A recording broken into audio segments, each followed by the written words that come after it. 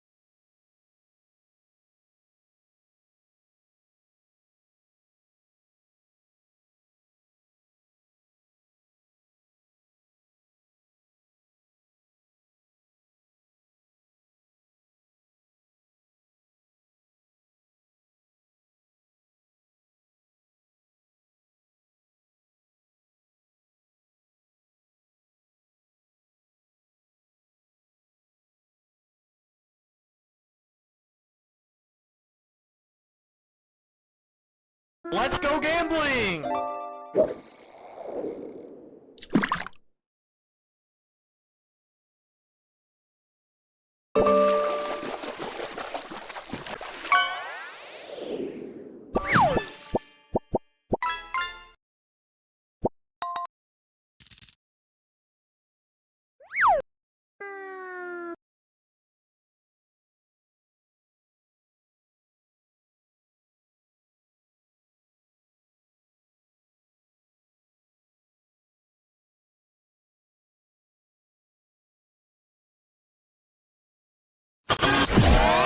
Kicking off your workday with a fresh-baked feline frenzy. You're watching and listening to Nyongo Bongo Dongo. Now let's get this bread.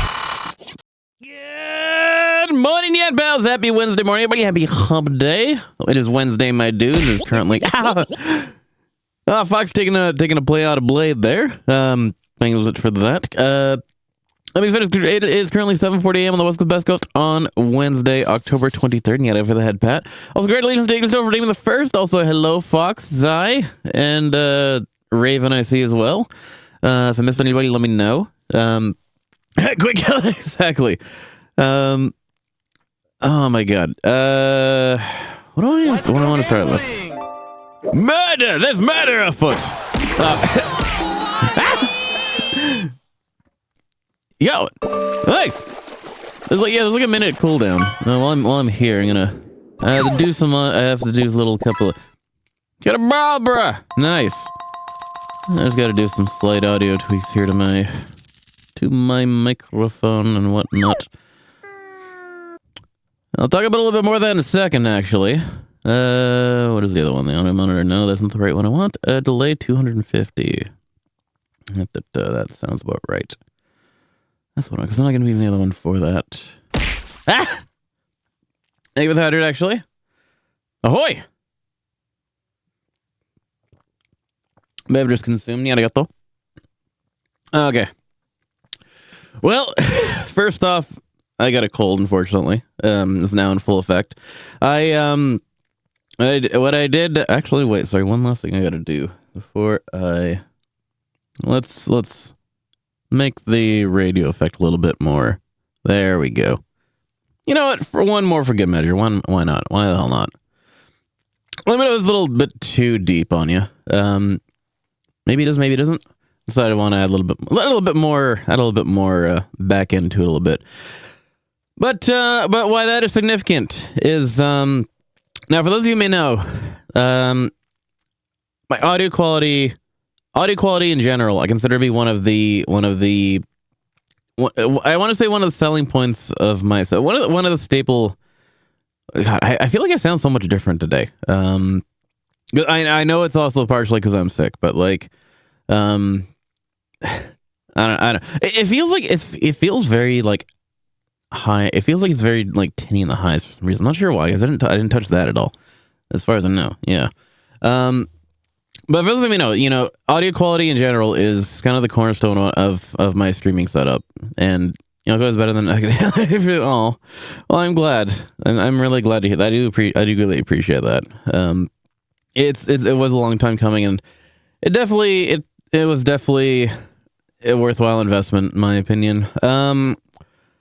But yeah. So from what I've been doing, so one of the things I've been doing for a while is, at least for a couple of the VTubers so far, is I've been helping them set up their audio and improve the audio when I could. A good amount of I think at least for like 4 or 5 different streamers so far, I've kind of walked through the audio and helped them build some better setups. And so far it's been, I can't say it's been a perfect track record, but I mean I've had a high number of successes in doing that so far. So you can probably understand how honored I was when I had the opportunity yesterday to do the same thing for to kind of try and at least put my expertise into play for the one and only Takahata 101. As for one, I've known the guy for now basically the reason why the way that I know him, I guess I should say, is he was a staple guest of our local convention in BC for like quite a few years in a row before the pandemic hit, and then everything shut down. But when I was being short, using ASL radios back in, I was cutting body on a basic silent room, and I have filters now. Oh, that's kind of the benefit, I guess, of streaming in a tool shed that you packed full of insulation and minimal airflow. The kids, don't try this at home. You probably can't afford to anyway. Your parents probably kill if you stole the credit card. And so, like, I thought everything, you know, was gonna work out, because I got an idea of what the setup had beforehand, and I got him to buy. Well, I had an idea of what I would do to improve it, and boy howdy, that did not go well. And I do want to make one thing very clear, though. I want to make one thing very clear. It has not anything to do with Takahata himself, or like anything at fault of Takahata himself. It's nothing about the guy. I don't want this to turn into like a Google Doc in stream form. That's not at all why I'm not happy with how things went. The problem was, well, for one, the microphone that he was using, it was, what is it? Audio Technica, was it BP40 or BR40? What the fuck was it? BP40. So it was one that I was a bit unfamiliar with, but it was in the same classification. It was in both the same price range, the same classification run of the mic that I run, which was the RE20. And it was also in the same classification, probably the tier, I guess I should say. Carlos insulation foam size, fit the mic inside, boom, instant isolation. This is true, but that also, when there's part of a V-tubing setup as well, it makes it a little bit hard to track your face when you're behind a cardboard box. Which, like, the principle is definitely valid, especially when you're in high school. Anyway, Let's go gambling!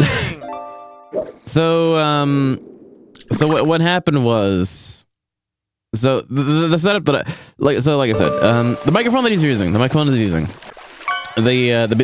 Audio Technica BP40, it's in the same tier list as my RE20, and as the kind of the quintessential iconic streaming. What the hell did you catch? Dory. Hey, you can go find Nemo. And so it's technically considered a broadcast quality mic, like the same price as one too. And so the main issues that he was having is that, for one, he had no low end in like Talk's got a really bassy voice. Like we've all seen at least one of his voiceovers, whether it's a bridge series or what have you. Like the guy's voice has depth to it, and like volume. And I don't mean just volume as in loudest. I mean volume as in like you feel it, like when he's full articulating, when he's speaking from the throat and also from the heart. But on his streams initially, like there was. It just wasn't reflecting properly in his streams. Like the low end just wasn't there. And one of the things one of the things that I noticed, I should say, about the mic that he was using is it had this really bit of a spicy feel to it. Like when I say spicy, I mean like it was very hot in like the mid high. So this is that weird zone where it's like you can't quite get it on the top end. But you can't like you can't like drown it out too much. It was weird. But I figure, try and recover the low end of it and see the best I could do. Hey, Nepeta, welcome to Channel Scheme with a guest. Thanks for joining for the first time. Nice to meet you. Hope you're having a Wednesday so far. Happy to have a good hump day. Looking forward to the weekend. We are halfway there. I'm just telling a bit of the story from yesterday before we get into some tunes, but hoping you have a good day and a good morning, depending on where you are. Depending on what your time zone is, maybe good afternoon, maybe good evening, depending on what have you. But welcome to the chat, and thank you for joining. Yeah, so what I thought I'd do is, in order to try and recover that low end, and in my setup, because I use my setup as a reference for kind of anything. And so what I run is I have my microphone. My microphone is enhanced by a device, a combination preamp processor. Just 8? Damn. Also, good morning, Raven. Good to see you as well. the device that I'm running attached to my microphone is a preamp processor called the DBX286S. Those of you may not know what the hell that means, but that is kind of like an industry standard preamp processor that is attached to an industry standard microphone. You actually see these in quite a lot of maybe, to be fair, I haven't actually been in a radio studio that actually like to be able to see this, but I'm assuming anyway. From what I read up on it, it is a very iconic piece of kit that is used to enhance like microphones. No. Thank you for following. Thank the Peter for the follow. Noon Yen Pal. Much appreciated. Nice to have you here. Nice to meet you, Noon Yen Pal. Yeah, so this device is it gives a lot of different enhanced native with headpad as well. It gives a lot of different functionality enhancements to the audio signal chain of your microphone. It's meant specifically for microphones. And so it does things like it has your preamp, your typical like gain to boost the microphone itself. Excuse me, it has your compressor built into the hardware side so that you can like, for one, when I'm talking really quietly, but also when I'm talking really loudly, it evens out the volume very solidly and prevents a lot of it prevents weird volume ranges and keeps you consistency. It allows volume consistency throughout the course of like regardless of how loud you're talking. And I got mine done. I'd like to think I got mine dialed in pretty fucking good. It also does de-essing, which means that if I say something like 6 silly snakes slithered silently, you're not getting hit with the harsh S sounds that you get from a lot of people. I mean, you're probably gonna get hit. You're not gonna get hit from that for me anyway because I have a lisp. So, like mine doesn't really come through as prominently as a lot of other people anyway. And then on top of that, you have, which is the bread and butter of the kit, is the low frequency enhancer and the high frequency enhancer. What I was just fiddling with earlier was the low frequency enhancer. It adds more, like I said, it adds more kick, punch, whatever the hell have you. Basically, being assaulted by an MMA fighter in your chest, full of bassy goodness, buttery bassy goodness, the buttery biscuit bass, so to speak. Knew that wasn't good. You probably say, oh yeah, I saw that. Yeah, I heard about that actually before. That's interesting. I mean, not surprised considering how much. Oh, it was. 3 Mile. I was wondering why that name sounded familiar. That makes sense. But it's gonna be, basically Microsoft's Chernobyl 2 in a way. Exactly. I think it's almost at a point where like AI takes more electricity to run than Bitcoin mining. It seems like we're getting to that point kind of thing. But yeah, so. Yeah, exactly. So it has low frequency enhancement. Adds ahoy. So it gives you the nice big like boomy radio presence, if you will. If you want to go that route, of course you don't have to, but it is kind of one of the advantages of having a system like that. Having the part is one of the advantages of that piece of equipment in general. You can also add more clarity to your audio sound with a high frequency enhancement side because it's got the low end and it's got the high end side for that section. And then of course it has your expander slash. That is a failure of computing evolution. If we can power AI by computers, but we can't run Doom on a quantum computer, it's not worth it. We've reached the end of technology at this point. Then. So the expander gate with it. Is there a video guide to? Yes, actually. I will actually show you guys. Not only will I show. So this is actually the video I used when I set up my own system because it's literally the exact same system I use myself. And RE20 DBX 286S by the one only Home Studio Pro. This guy's a fucking legend. Exactly. I see. Okay. I don't know if he's done a video for the Blue Yeti. Especially because of the USB mic. That one is all done in house. I also actually gave my bestie a Blue Yeti as our first setup too, because I got them on the marketplace for like $25 and just had a loose USB port, and I fixed the USB port myself actually. Took the thing apart and just kind of gave it a little bit of pinch, and there we go. It was good to go again. It worked perfectly fine.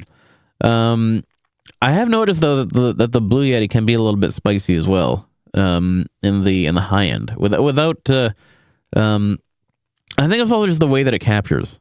But that mic is also good for you for Hey, how'd you get? Welcome to Jackals Game. Happy Wednesday morning. Happy hump day. Well, thanks, you know. It's good to see you. Looking forward to the weekend.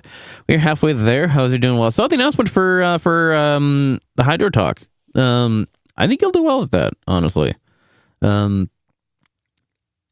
it's like it's definitely, it sounds like an interesting concept.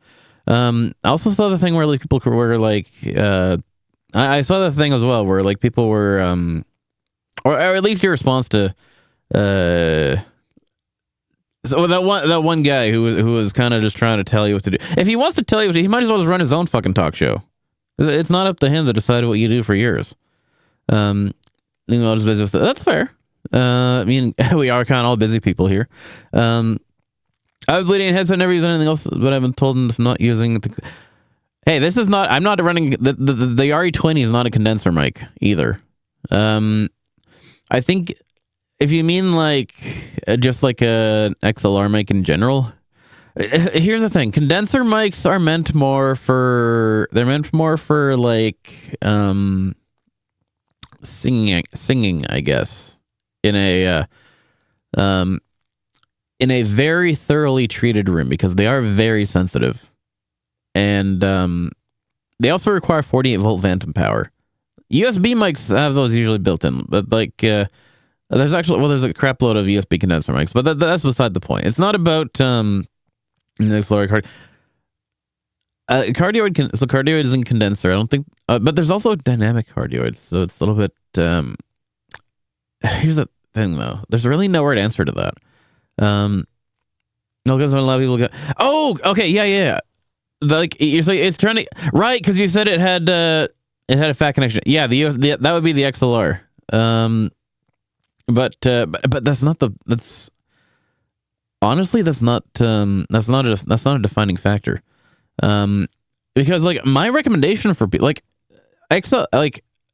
sure, an XLR mic hook. Well, first I'll talk get on how to guess point because I saw the thing was like an what is it, introverts for introverts, or what was it? You know what, take a sec to plug yourself, I don't mind. But no, it's, and like I have the privilege of having been a public speaker for over 15 years now, from like my tenure in the anime convention community and all the panels that I ran. So like speaking on the stream, speaking in front of like an audience full of people, speaking in front of like a room full of like 350 people at any given time is no problem to me. I can just go up and do that. But not everyone has that. Like it's hard enough for some people to speak in front of like 5 people, let alone 350. So that kind of helping instill the kind of confidence in other introverts, especially those in the streaming community, is definitely like it's what's the way that I want to describe it? It is a valued, I want to say valued skill. You get the principle of what I mean, though. Is that like it's a very worthy effort, I should say, to help build confidence in front of more people, to speak in front of other people.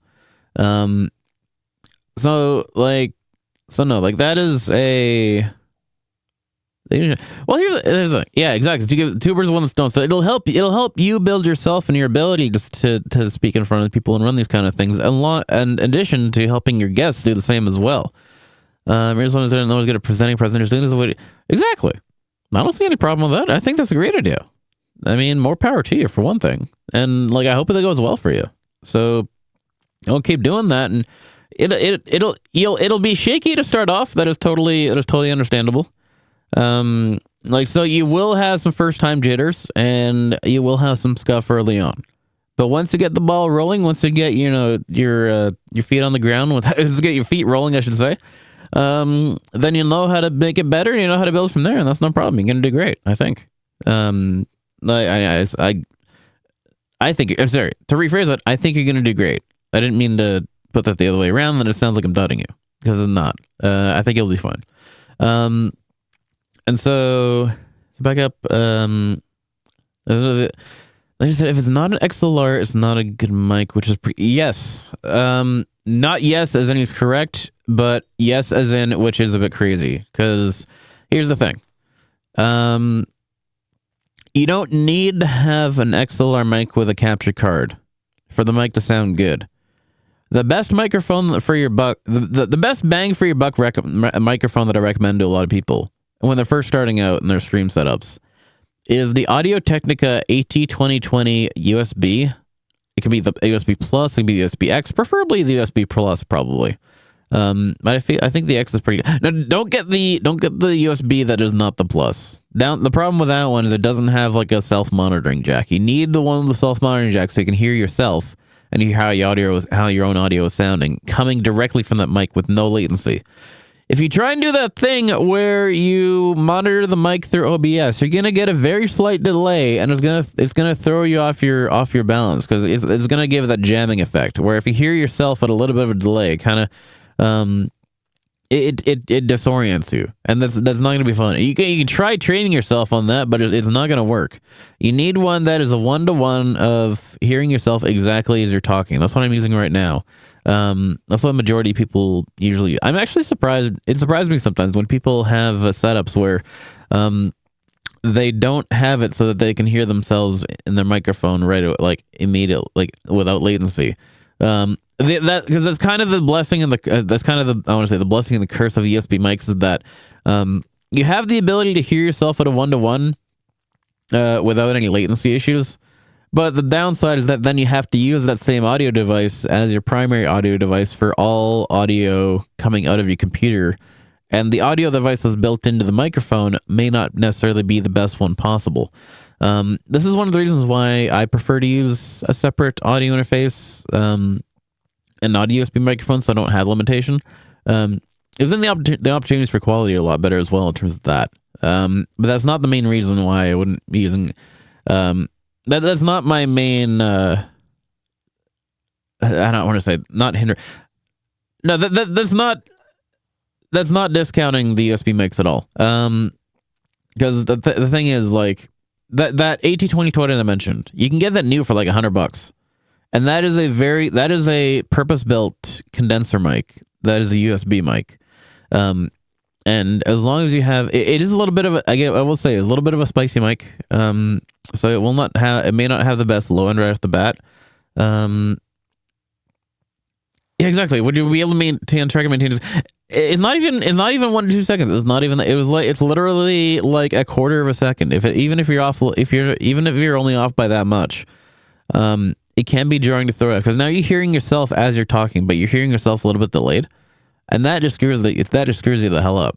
It's this weird the mental terminology for that I think is called jamming, from what I've been told anyway. And it's like I think if I remember correctly, there was a thing where I think somebody built a thing called a jamming gun, and what it did was it was this like directional mic and speaker.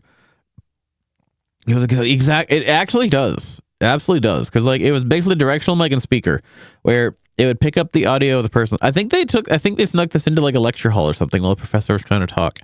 And it picked up it listened to the audio, of course, of the professor. And then it shot it back at them with a directional speaker with like a half-second delay. And because they were hearing themselves speaking with a half-second delay, they kind of just started like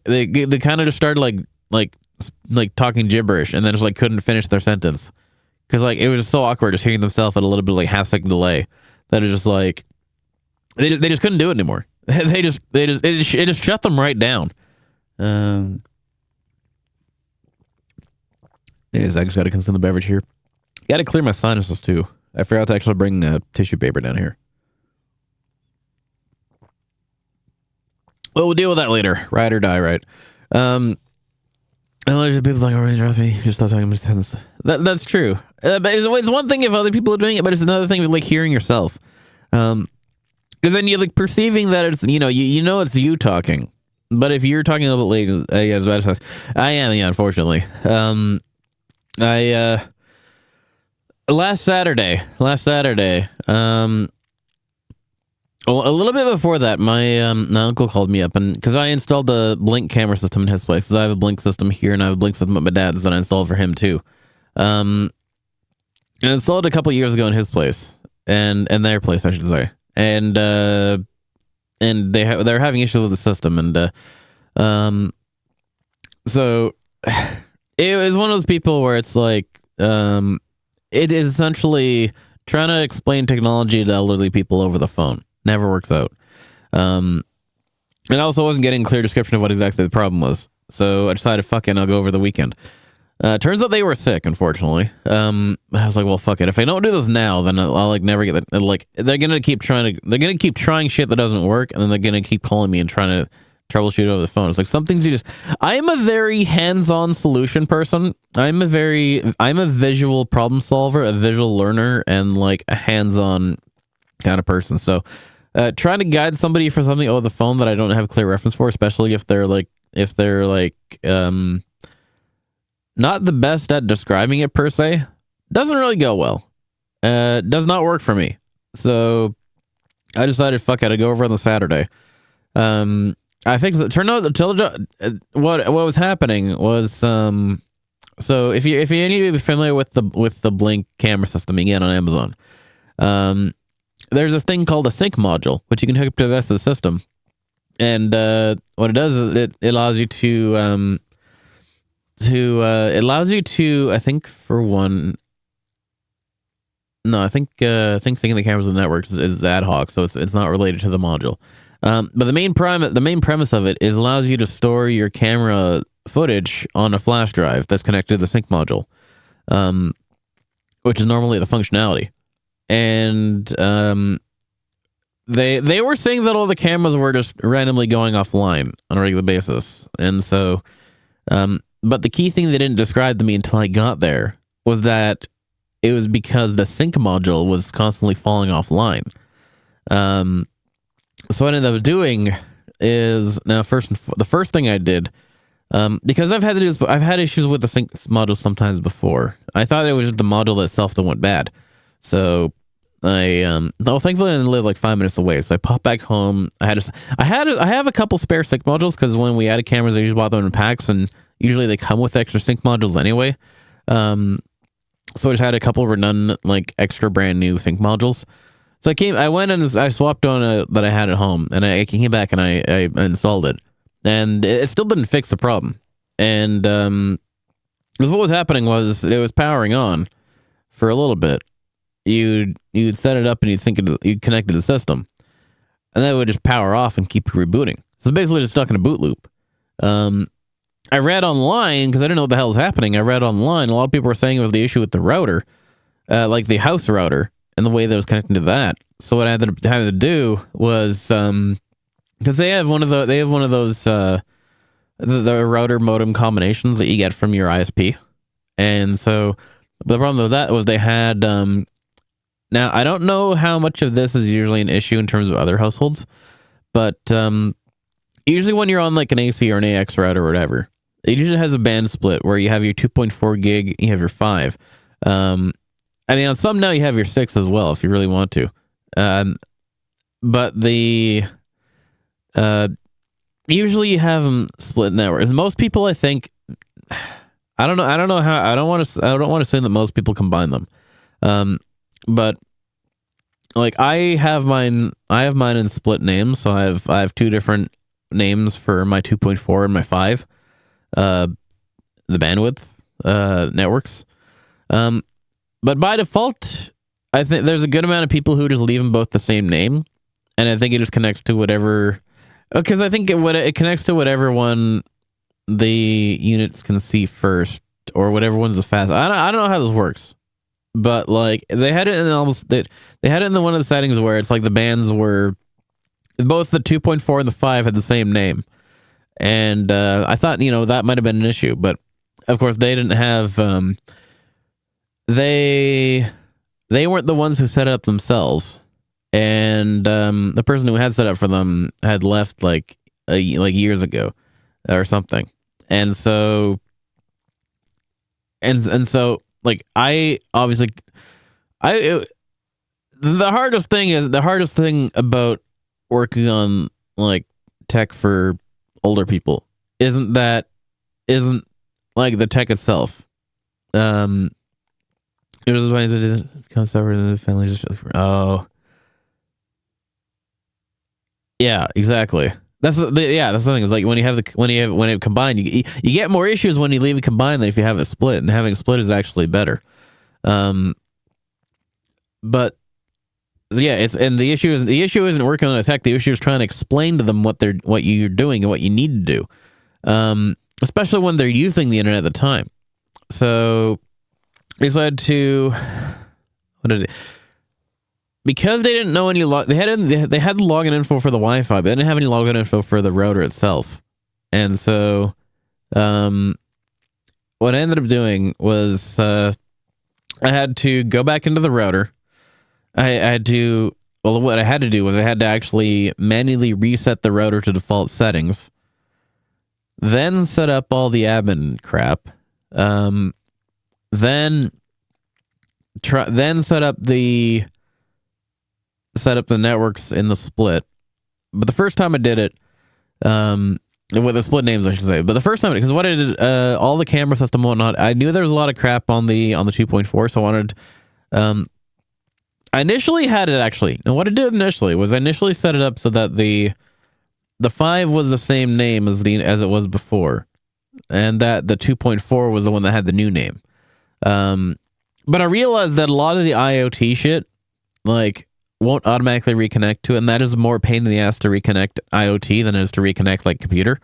But the way that router worked is that after you do initial setup, and like after you do your initial configuration, you're naming your networks and whatnot, it won't let you change it again from the browser. You actually have to, you at that point have to download the ISP's native application and do all your settings through the phone app. And it's like, fuck, I'm not gonna log into their actual ISP account. I want to get this shit done from the router, which I just did initially. So what I had to do is I then had to reset the router again, and then change it so that the slow network, that the 2.4 was the same name and the 5 was the new name. Now, of course, because the internet is also shared with the rest of they have like a basement suite where they rent to students. So not only did they have to, at least all their cameras and crap reconnected back to the 2.4 network, and they just had to explain, the people downstairs that the 5 was a different name, and they do the same with their own computers. Well, thankfully they only had 2 computers, and they were just like connecting 2 things, maybe their phones too. But that was minimal. That was negligible, I should say. And so the next thing, so that'll get done, and then so we're looking at it again, and that did not fix the issue. The sync module was still randomly rebooting and wouldn't stay online for more than like 5 minutes, for more than like a minute. Not even a minute, it was more like 15 seconds, and then just cut out again. So at one point, I'm just like, okay, well, fuck it. Let's just take the flash drive out. And because that was a brand new unit too, there was no reason why it should have been failing. So I took out the flash drive. Lo and behold, the unit started working just fine. Of course, with no local storage. And so, turns out what the problem with that is that somehow, I don't know if it was because of a power outage or what. I don't even know how long it wasn't working for, but the flash drive itself had actually become corrupt, and because the unit was unable to, for one, format it and also read it, it was stuck in a constant state of trying to reboot itself each time. And so, I took the flash. Now, another annoying thing. They are a Mac family. Not the actual, not that I don't know how to, I know relatively, I know an okay amount of how to use Mac. So like getting to the things that I needed to wasn't too difficult, but because they both use like newer Macs, like both desktop and laptop, they all had USB-C ports only, and the flash drive that was stuck into the sync module was just your average, your regular A port, I should say.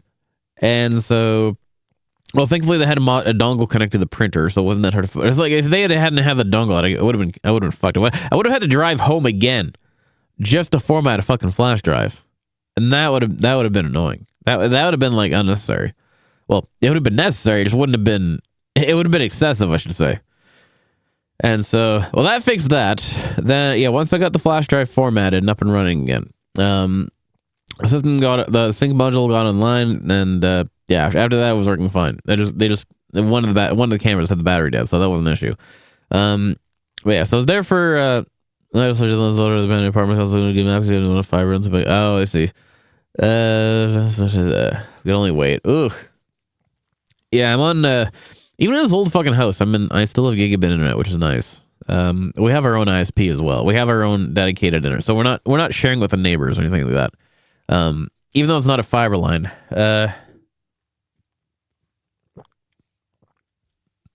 It's one of those ones where it like runs fiber to the pole and then runs copper to the house. It's not like a true fiber line. It's kind of a weird hybrid model, but it's good enough for our needs anyway. Because the problem as well is that the ISPs in our area that offer true fiber are also shitty contract ISPs. So it's like you get more speed, but you also get you get the speed, but you get garbage service.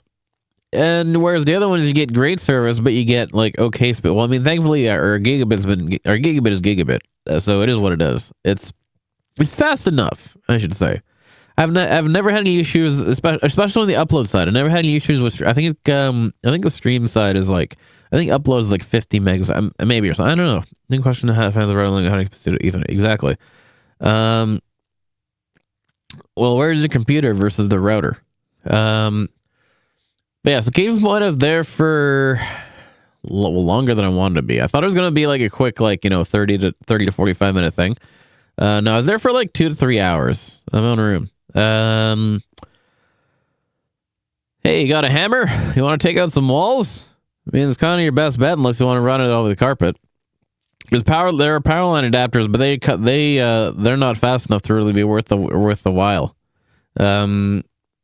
Yeah. So if you got a bit of distance between the router and yourself, you got no choice. But if you want it fast, you got to use a cable. You got to put that shit wherever you can and just hope that it doesn't get tripped over. Because that's really the only way you're gonna get high speed anything. And so unfortunately both of them were sick. So yeah, so I was there for about 3 to 4 hours. I definitely caught something after because I'm definitely sick. Ahoy! That was what I did in the weekend.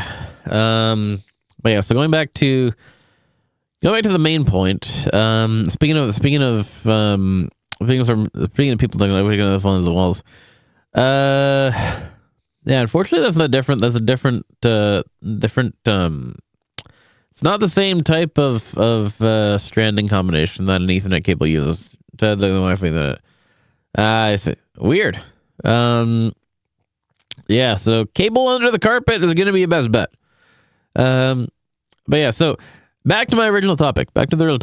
So my 286S, my DBX 286S. Well, back to the topic. So yeah, jumping by the previous topic. The one before that. So we're doing the Inception thing where we're going deeper off the tangent and then we're going back up the tangent list to get back to the main topic. USB microphones. Don't discount them. As long as you're getting one that's actually made by a proper microphone company. HyperX, fuck that shit. I know a lot of people use the Quadcast. It is good. It is not great. It is a gaming company. They are not an audio company. I know they have XLR mics too, but the main way to sell that is just because people know their name. Things like the mics that light up, don't bother. I was bought a HyperX mic. I've also known a lot of problems about the Quadcast where the bottom gain knob is like stupid fucking sensitive and also stupid fucking loose. And so, like, I do not recommend that shit to anybody. If you want a good USB mic that the best bang for your buck, the Audio-Technica AT2020 USB Plus, like I said.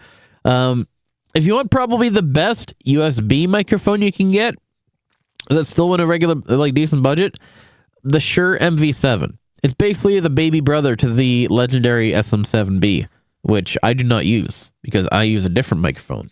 One that has a better audio profile for my needs. But the MV7 it has a combination. You can use it for XLR, you can use it for USB. It's got our enhancements and fun stuff. It actually sounds pretty decent once it's set up correctly. And that is a good quality USB microphone right there. But it's made by an audio brand, the audio brand almost, I should say. It doesn't have any fancy lighting. It doesn't show emojis on the mic frame because those ones are meant more for showing on a camera. But I feel like showing like a Shure SM7B or what have you on a camera is actually getting more prominent, getting more respectable now, I should say, than a microphone that can show like emojis on it.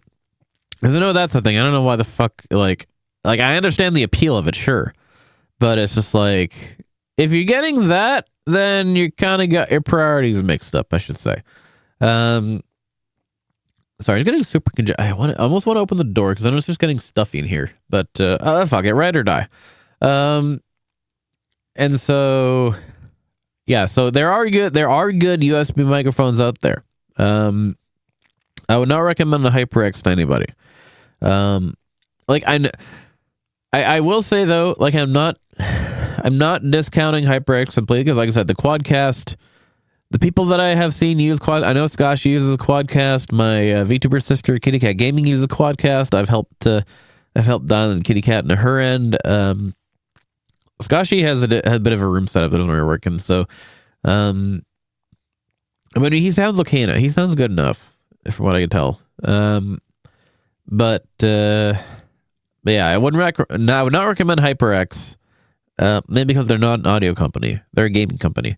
I wouldn't recommend Razer either for the same reason. Let me consume the beverage.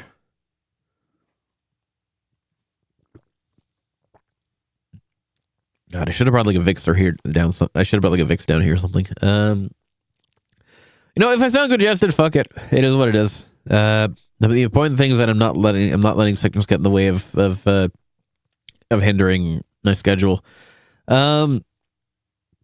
But yeah, so USB microphones, there's a lot of options in between. Make sure it's from a reputable audio company, because I guess the best way to put it is when you have two USB microphones, one from a reputable audio company, one from a gaming company, and they're both the same price. The one from the audio company is better because they're putting all the full amount that you're paying for when you buy a USB mic from an audio company is all going towards the audio components. When you buy it from a gaming company, the value of the microphone is split between the audio components and all the frivolous bells and whistles shit. So basically,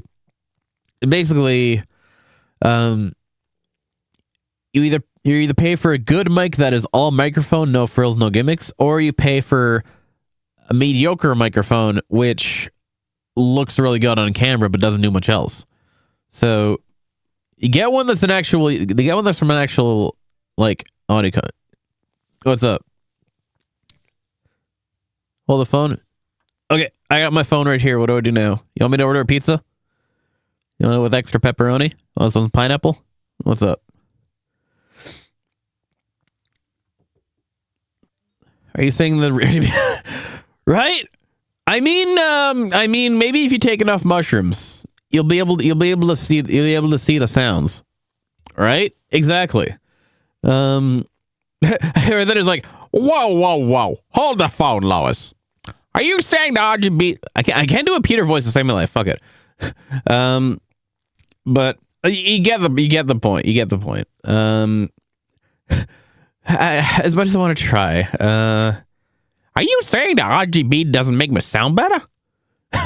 That was the best I could do. Unfortunately, I'm not a Peter person. I am a Mike Judge person. I can do more of the King of the Hill stuff better than it, but I can't do Seth MacFarlane to save my life. But yeah, like a lot of it.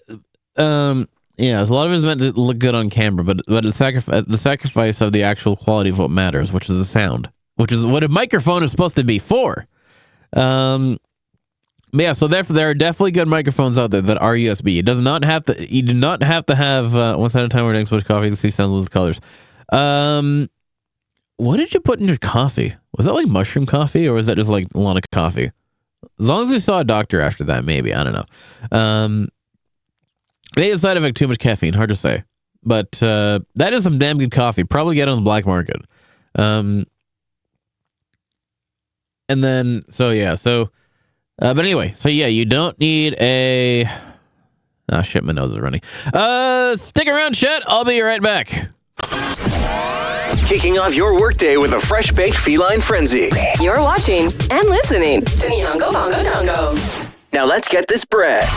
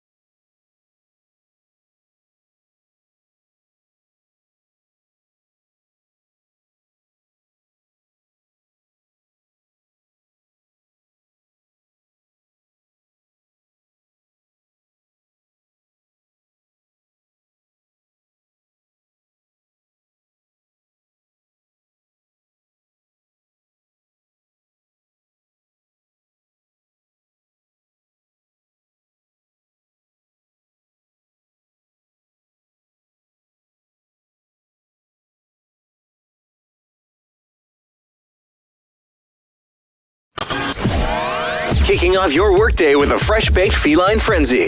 You're watching and listening to Nyongo Bongo Dongo. Now let's get this bread.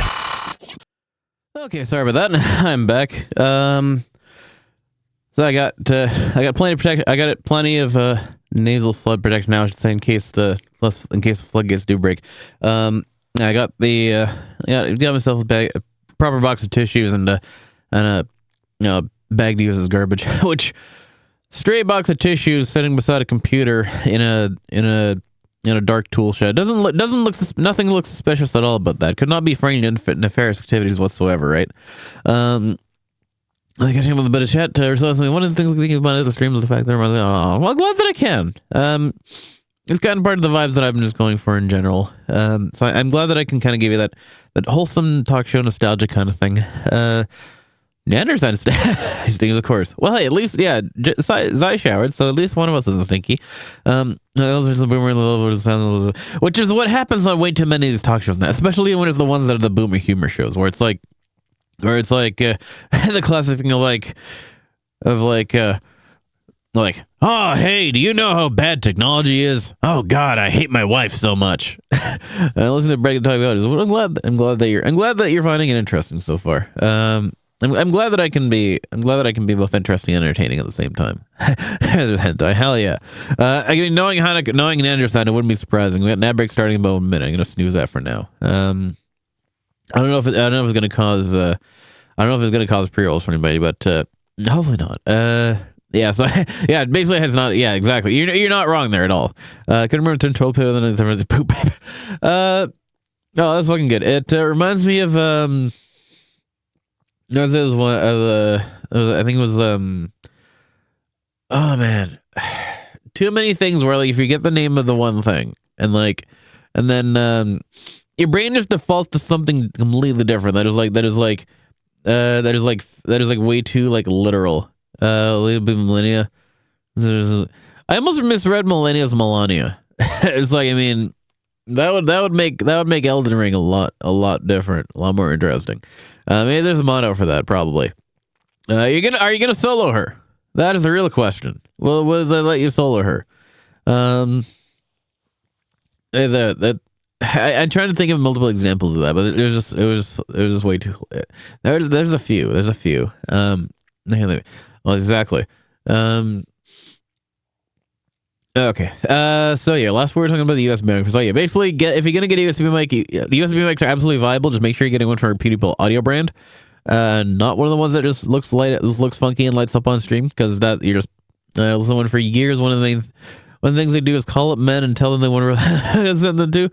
It's actually the ones, and if they have the way. Interesting. They stream the fight industry. Oh my god. That is wild, actually. I've got the movies here. Exactly. Possibly. Allegedly. Oh my god, that sounds hilarious. Not gonna lie. I mean, hey, it's on. I know it's the whole thing of like making spectacle of conflict. I mean, everybody knows that winter season real. I noticed I seem to get at least one per one per winter, which is totally. I feel as well sometimes what happens is like after coming out of a cold, it's weird because like after I usually get a bloody nose coming. I know it's gonna happen probably in the next few days, but coming out of a cold, I always tend to get a bloody nose. I have no idea why, but I usually see that as a sign of like I'm getting better, which is the most hilarious shit to me. So it's like a blessing and a curse. It's like, well, it's cursed because, it's a bloody nose, but blessing is way shit's getting better somehow. This is like bleeding. Exactly. It's like your nose is menstruating the cold away, basically. It's basically the same principle. Just with instead of your nose instead of spitting out eggs that aren't needed, you're spitting out colds that aren't wanted. Let's go gambling. Let's go gambling on that note. So now going back up the inception hierarchy of the tangents that we went out. So yeah, back to my initial point, what I was getting to. So yeah, the mic that Takahata had, the BP40. Because it's also a broadcast tier mic, and from what I could tell, it got a coffee. Hey, Perfect timing for a good thing to start the day off, right? Nice coffee, except it's probably full of lake water instead of full actual coffee. I mean, if you want to start your day off like a real fisherman, I guess you get yourself a coffee cup full of lake water. So yeah, favorite. There you go. Exactly. Bog water. Exactly. It's actually, I think there's an actual, isn't that like Slurpee flavor called bog water or swamp water? Skulls will try and kill. And that's that's the fun of Souls games, right? Is that, you just keep dying until you do it. And you're never going to do it on the first try, right? So, ahoy. I love that we got a tradition now of responding to the equipment drone. It's talking how to know this is how to be my home. Hey, I'll drop some much of anything that runs. Look it up. I am totally a failure at that. My apologies. I live under a rock, basically, and not even the country. Me when I'm Saddam Hussein. I love the Saddam Hussein diagrams, by the way, especially that and like the Snoop Dogg holograms. Why my coffee thing split? The hot chocolate is almost no longer hot already. I mean, I'm old as shit. I'm 34, so like we're not that far off. Oh, okay, manga. See, that's the thing. I don't really read manga. Ironically, the last manga I read was Azumanga Daioh, the omnibus of that. I haven't actually watched the show yet. I've watched the manga. Yes, I've watched the manga. I've read the manga. 34. That's definitely a rule 34. Wait, oh wait, you mean my age? It's like that one song. What's my age again? I'm not the most awake either at the same time, so when I thought 34, I thought referring to 34. But I mean, hey, real hag hours, right? So back to the original point. Because his microphone, this BP40 microphone, is considered a broadcast tier microphone. There's the same category, same tier as supposedly my RE20 and the legendary SM7B. I thought that his problems with the microphone, with it being too dry and spicy, could have been solved by using the same equipment that I had in my signal chain, which was DBX286S. Every time I've heard the name Negima, which is way about the same dude as the Lohian with plot. I love when that happens, like hentai with plot. That's literally Sora no Toshimono, my favorite, like one of my top favorite animes of all time. My current favorite, I should say, right now. I'm telling High School DxD. My current favorite run right now is the Urusei Yatsura reboot.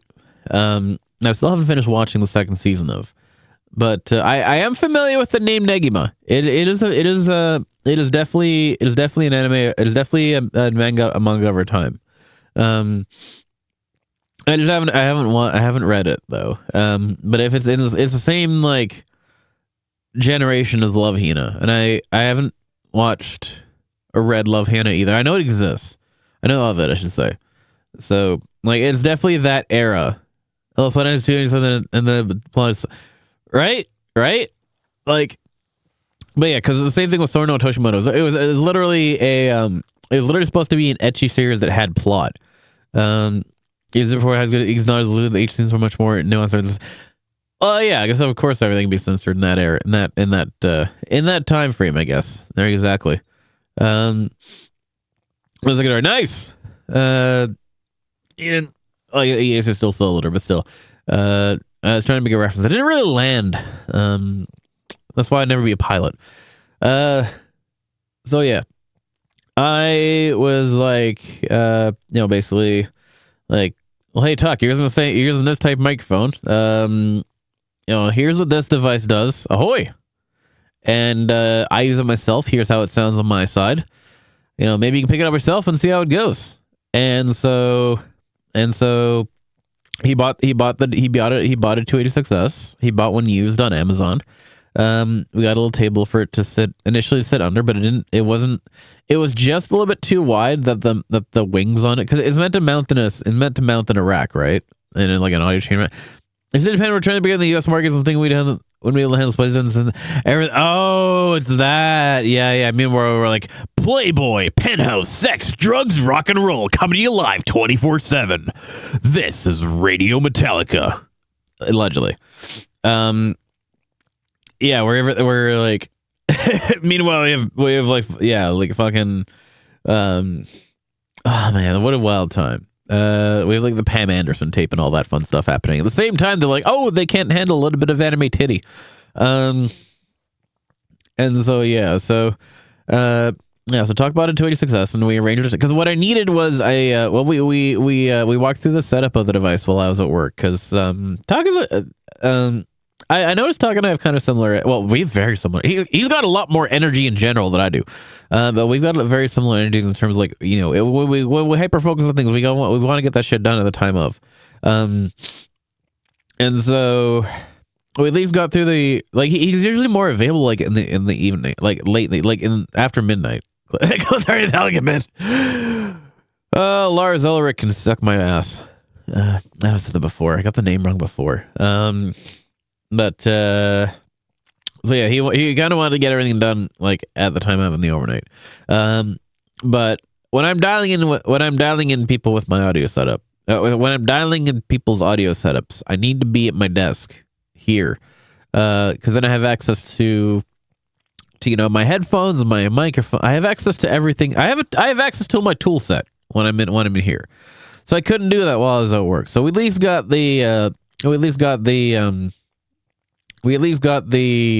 hardware connected. And so then we agreed, to meet up at a later time, which was like 1 o'clock yesterday. It was about exactly. But that. Oh yeah, it's the recent one added. Credits to Crystal Cat VA for that idea on the Bird app and probably also on the Butterfly app.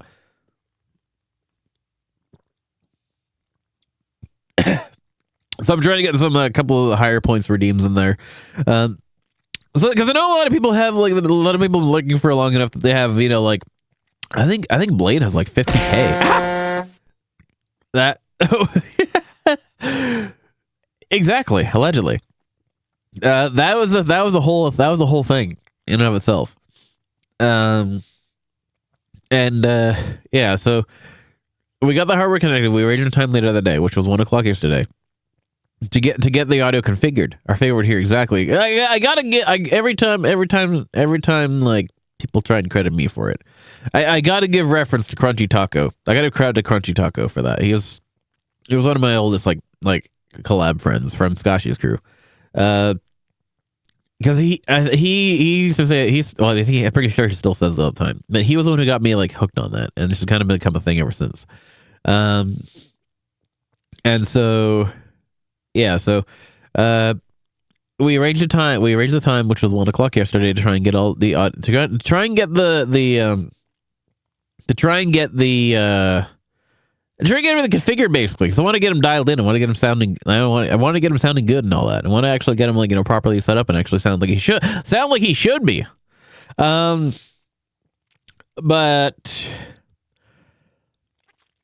so I don't know what it. I don't know. Well, I mean, I have an idea. I want to say I had an idea of what it was, but to be honest, I have no fucking clue. The microphone is just cursed.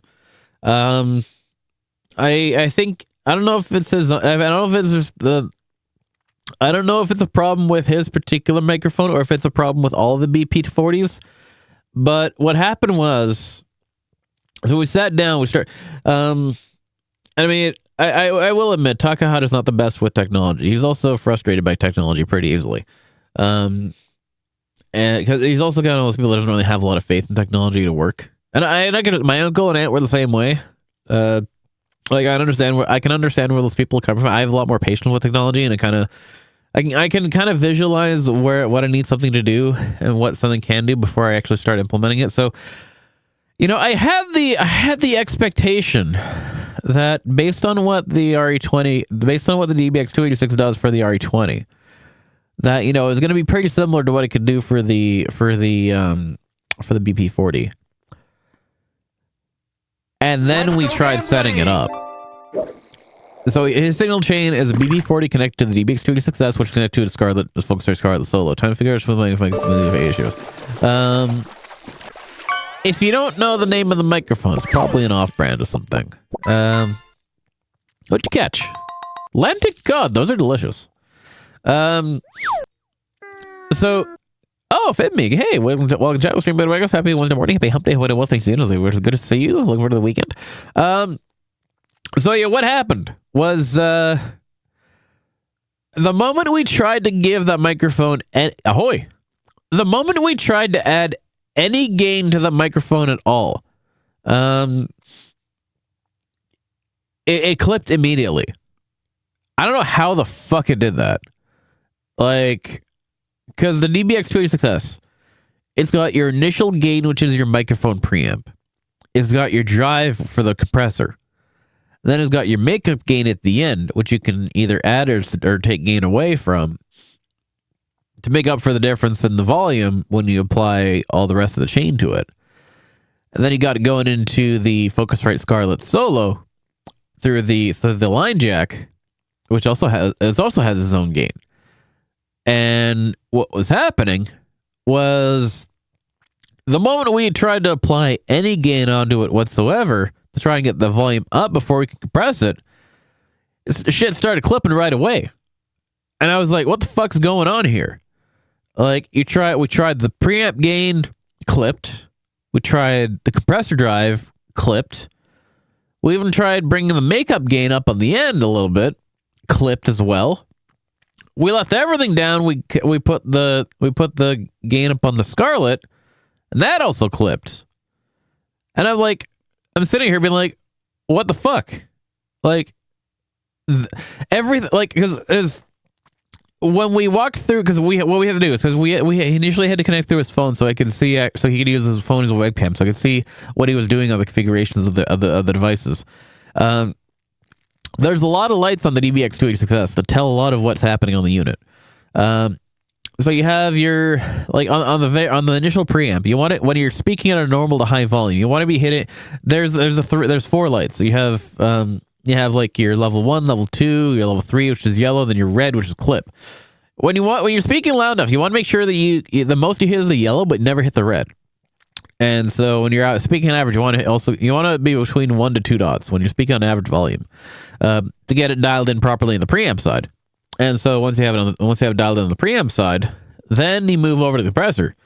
To the compressor, you add drive to it, and you adjust the speed of the compressor so that there's a line of dots that when the compressor is active, it adds more dots for how much compression is setting. And so, when it's compressing, you see that thing moving, the compressor is working, that's attenuating your volume.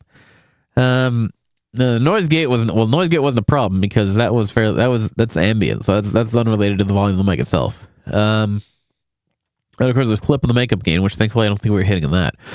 But once we got it dialed in visually, we turned to the OBS side, and it sounded like he was speaking through a megaphone.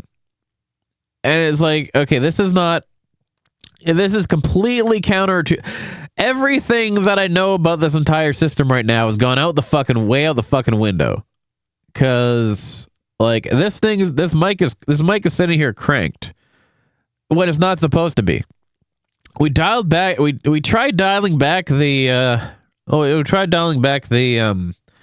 The thing was clipping into the Scarlett. So we tried dialing back the Scarlett with no change. We tried dialing back the makeup gain on the end of the unit, on the end of the DBX286S with no change.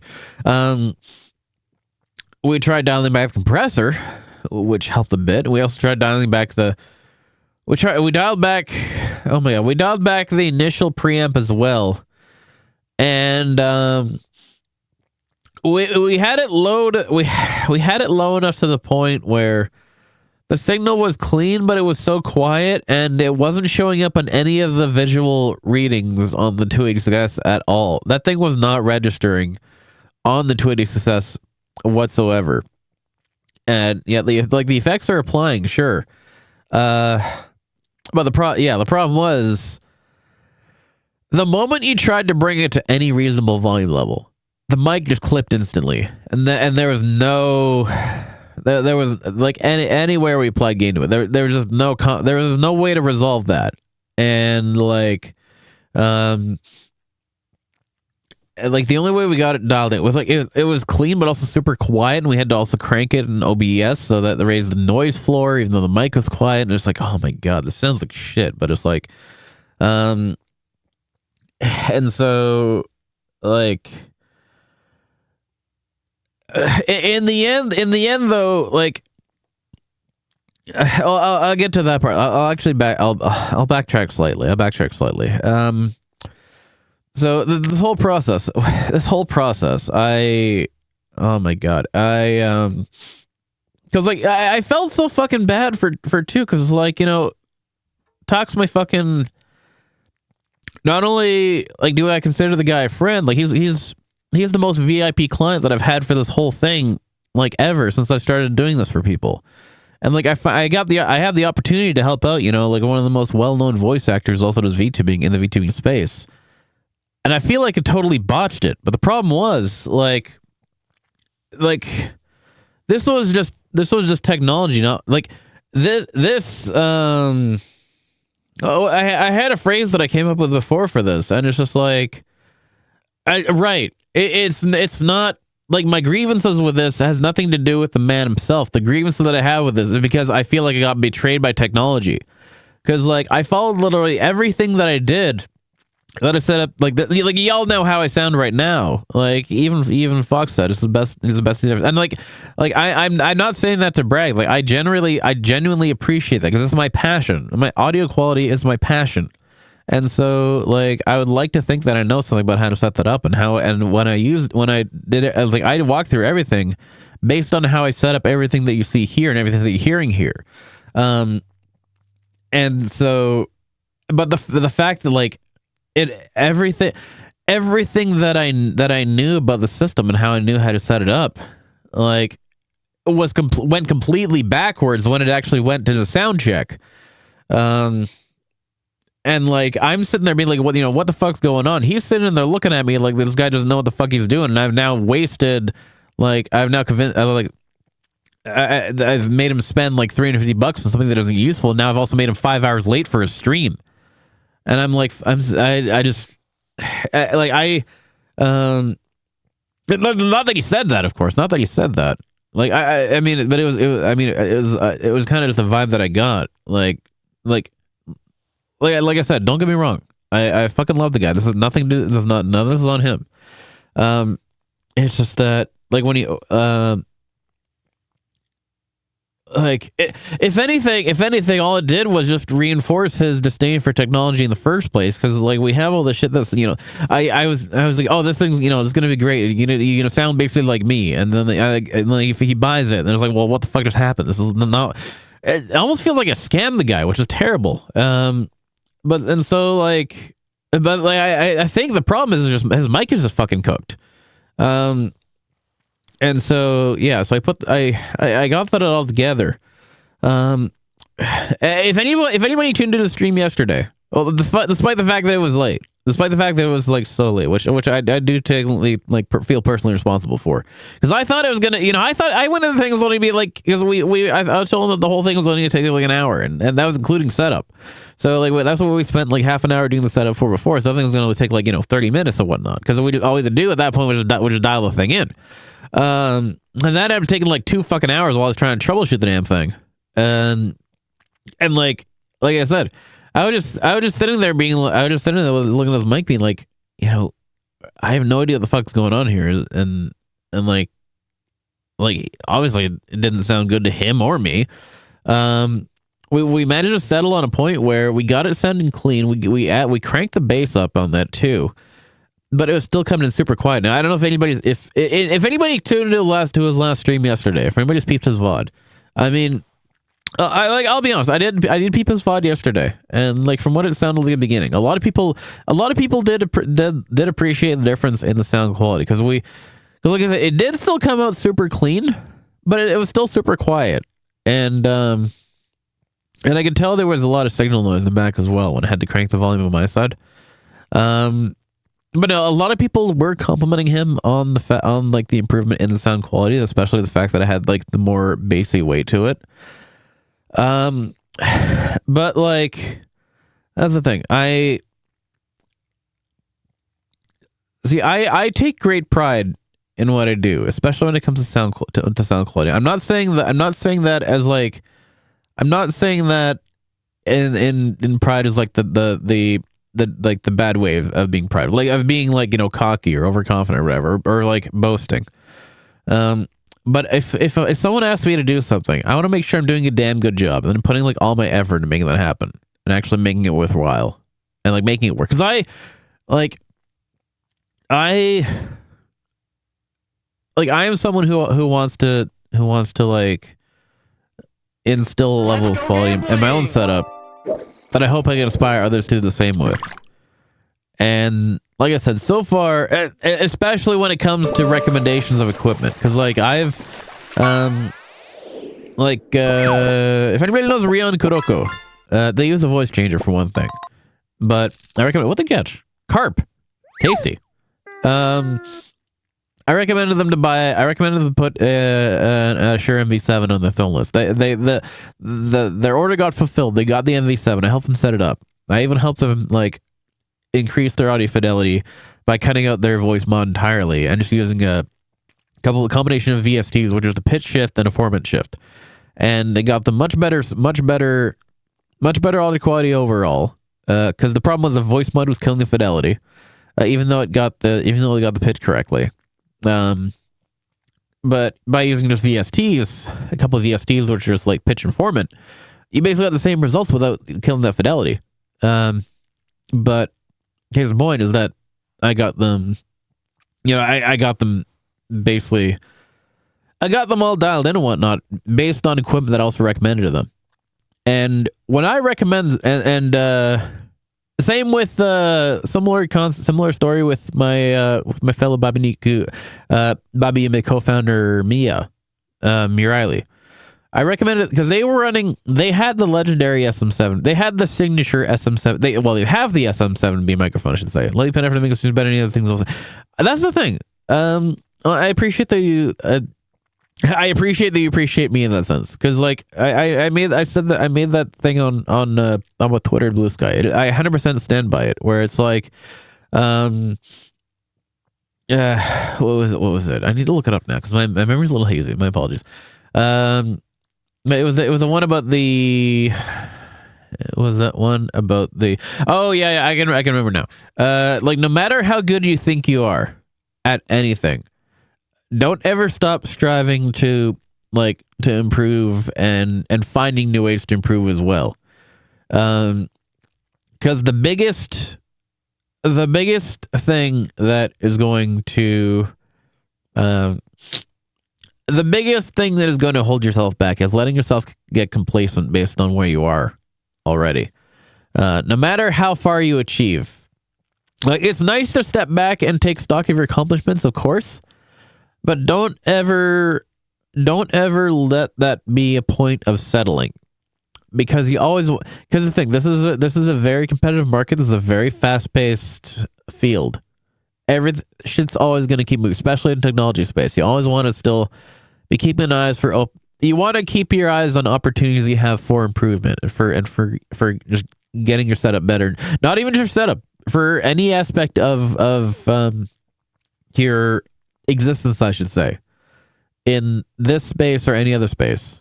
You always want to make sure that you're always keeping an eye out for ways to improve. And so it's like, so that means, yeah, so complacency, don't let it happen. What is it? Oh, that's a legendary stage mic.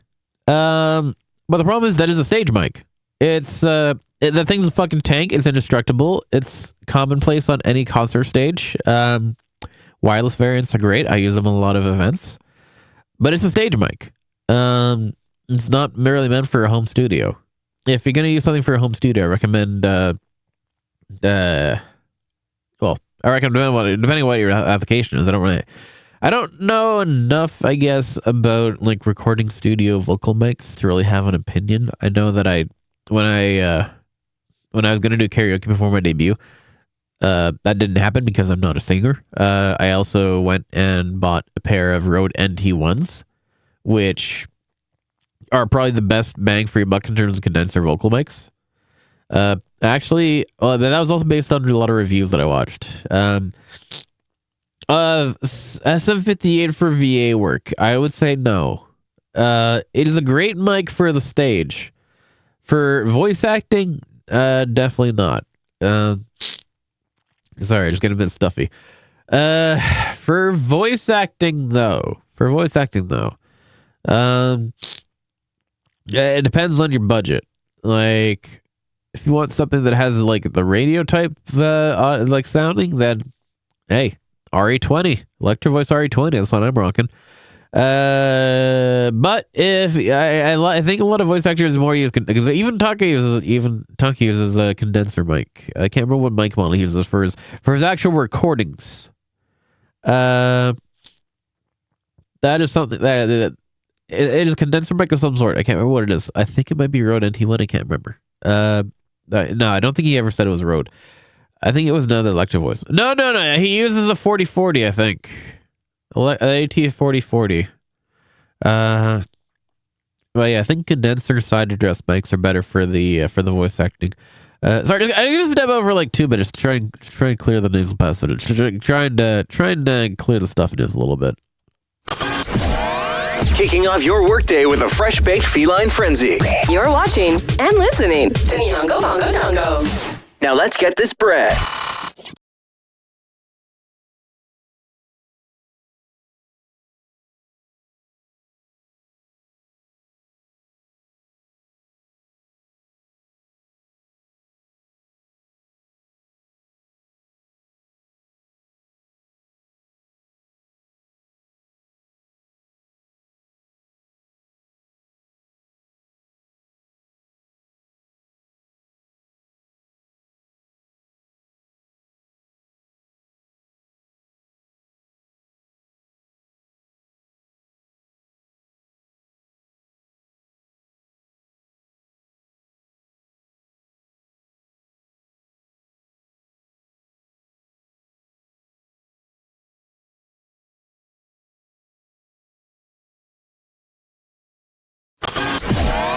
Kicking off your workday with a fresh-baked feline frenzy. You're watching and listening to Nyongo Bongo Dongo. Now let's get this bread. Okay, good enough. Yeah, I think side address condenser is probably going to be one of your best. But I just don't know what particular type is the thing, because I don't do a lot of. Well, to be fair, I don't do any voice acting work. Which may come as a shock to you, but yeah, an SM. Yeah, and I don't know exactly the model that I recommend if I was in your position. I just know there's a lot of variety. I'd probably look into some reviews about that, but you can always run them by me. It's a good reason. You could try. Like I said, the RE20 that I have is actually used for quite a bit of voice recording work too. I think even though the whole like in a world thing, can't remember what mic he used, but I think it also might be maybe the same one. But the biggest thing is that regardless of the mic type, whether it's condenser or dynamic, a lot of different microphones have a lot of different vocal profiles. Like I know everyone and their dog wants to go with the SM7B, but I went with the RE20 because specifically I found that the vocal profile on the RE20 suits me better than the SM7B did. The SM7B is too bright in the mids and does not have enough presence in the lows and highs. This one, the RE20, has kind of the opposite. It's very flat, very even, has nice balanced presence in the low end, in the high end, and also the mids. Has clarity in the highs as well, like it doesn't sound muddy. And yeah, you pair it with the DBX286S and you're off and running, whatever the fuck you want to do with it. You can enhance it any way you want. Not that vocal recording usually requires enhancements, because you're usually not doing that live, and you can usually do your processing on post. But yeah, either condenser or dynamic works. It just depends on what mic. It depends on the mic itself and how it fits your profile. Because like every mic is going to sound different. It just depends on the type of voice that you have and the type of strengths that you want to focus on with the voice. But yeah, so back to speaking of voice settings, so back to the Takahata setup. Yeah, so on his streams, like everyone was lauding over, all right, yeah, because it was because everyone was lauding over how much better he sounded, by comparison. Like I think we just boosted because he was still coming in fairly quiet in general, so we still boosted the gain on the OBS side to prevent it from clipping, and I feel like I was being lied to by the meters on the OBS because it's like, I had to crank my laptop to be able to hear it properly, even though we were almost clipping on the OBS visual. But when I tune into my own VODs, you know, I had to turn my volume back down because my volume comes across super clear on the stream side. So I don't quite know what that difference was. It's gonna take a lot of I don't know. It's just one of the mysteries to me because it's like everything that I thought I knew about this whole setup, like it applied fine in my setup. But the moment you applied to whatever the hell that the BP40 was, and it just like everything just went backwards. And yeah, so right. So the point that I was getting at was like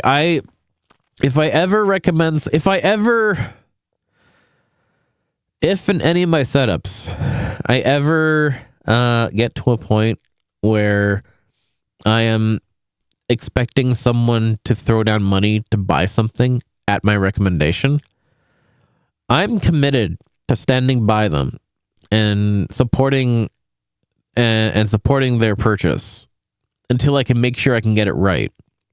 Because the last thing you want to do is recommend something to somebody to improve their setup, and then just not be there for them when it doesn't work out well. Just be like, oh hey, you should get this. It's gonna sound so much better. Hey, it's not working. Well, sucks to suck then. I guess it didn't work out. Better luck next time. Oh dang it! No, fuck that. I'm not that kind of person. If somebody's gonna be buying something on my recommendation, I'm gonna be standing by them, make sure that it actually works correctly. To get to actually get their money's worth out of it. That's the whole point. So it is part of a personal pride thing and part of a commitment that I have that I'm gonna see if I'm gonna work with somebody, I want to see it through, and I want to actually make sure that it's level. Because here's the thing is that even though because I know the guy had a bunch of stuff that he had to do the day, and I made him miss one of his appointments with his rigger, and also made his stream 3 hours late. Is that shit? What was I just saying? Oh yeah. Sorry. I'm back now. The level of satisfaction that I have, because I know that he felt his setup was good enough. His audience, his chat said that they found the setup to be so much better than it was before because it had the bass, had the presence. I just didn't feel it had the volume for one thing, and it didn't have it had too much noise floor. I'm also super stringent about audio. I don't necessarily want to consider myself an audiophile to the point where it's I only listen to hand recorded music, hand cut on a vinyl platter at 192 kilohertz on a triple grounded 6-foot 4-channel vacuum tube powered audio stack and noise isolated bunker built in the 1950s. No, fuck that. I'm not that kind of person. But at least want to make sure shit sounds good. Better than just streaming like a spot. I'd much rather have downloaded FLACs and waves or even 320 kilobit MP3s than streaming shit on Spotify with earbuds. I use a proper. I can't do the Spotify thing. I just can't do the audio streaming thing. It's not for me. I prefer high quality downloaded audio files over streaming services. So that's why I don't use like things like Spotify. It was just like, and so just like, yeah. So even though he thought it was okay, even though his chat was like lauding over how much better it sounded, I'm not satisfied with how it is right now. I'm not leaving him in that condition. I gotta say that.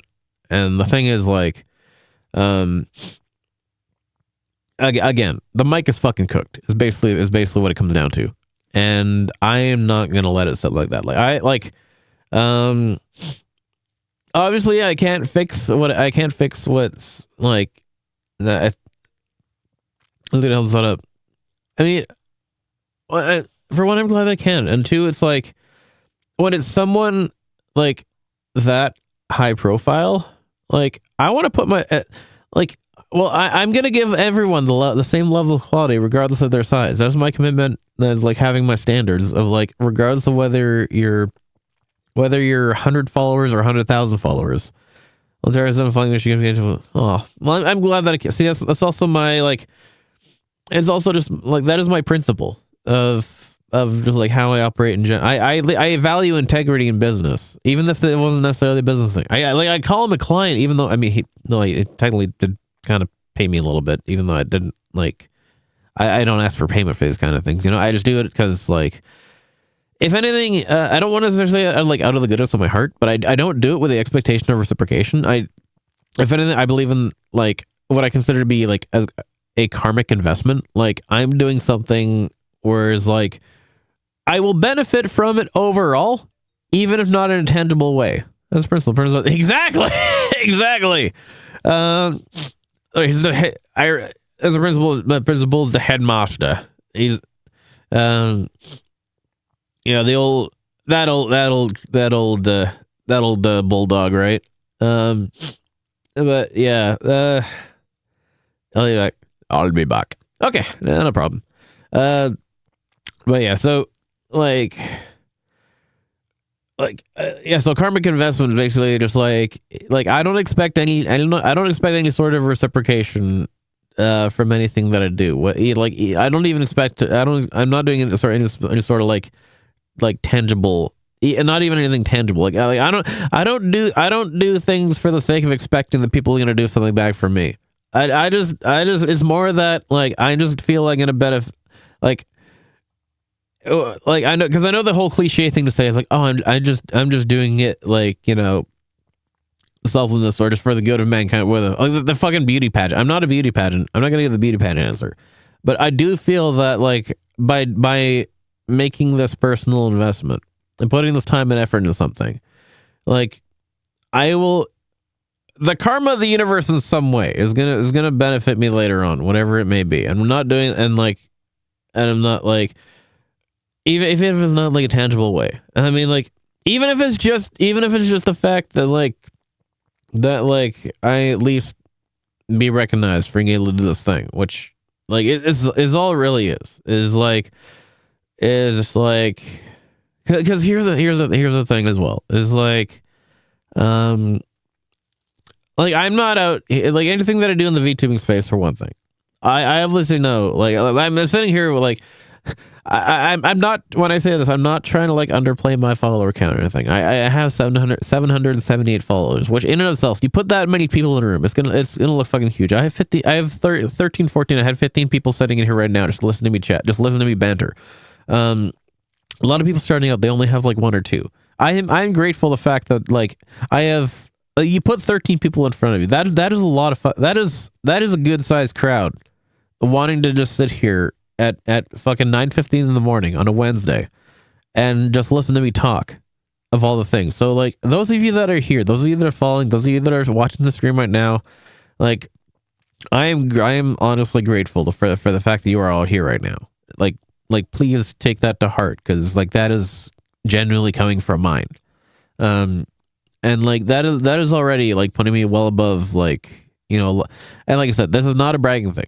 All I'm saying is just like, meowdy, hey, Nikora, welcome to Child's Scheme. But I was happy Wednesday morning. Happy hump day. What I want this unit. How's it going? Very good to see you. But yeah, like the where's it going with that? Where's it going with that? Oh yeah, so right, in terms of the impact that I have on the VTB community, like in the grand scheme of things, like I am still in the grand scheme of things, despite the fact of how many people are here, despite the fact that how many followers I have, like, which again, like I said, you put all as many people in front of a room, and ahoy, and like it looks like a lot. It definitely it looks like a lot of people visually once you actually see it. But when you see people that have like thousands of followers and things like that, and like mid mid to high like double figure, even triple figure, like concurrent view counts and whatnot, like I by comparison am hardly on anybody's radar, in terms of like. Especially in such an oversaturated space as this, like I'm lucky that really anybody knows who the fuck I am. Let's just put it that way. And so, like, if my biggest contribution to the VTubing space, aside from being co-founder of the Bobby Yume Ian Twitch team, which I'm still absolutely grateful for the opportunity to be a part of, like. God bless Mia Riley for letting me do this. But like besides, if my other biggest contribution can at least be like getting a top tier audio setup for one of the most like well-known voice actors in the space, then fuck yeah, I want to do everything that I can to make that happen.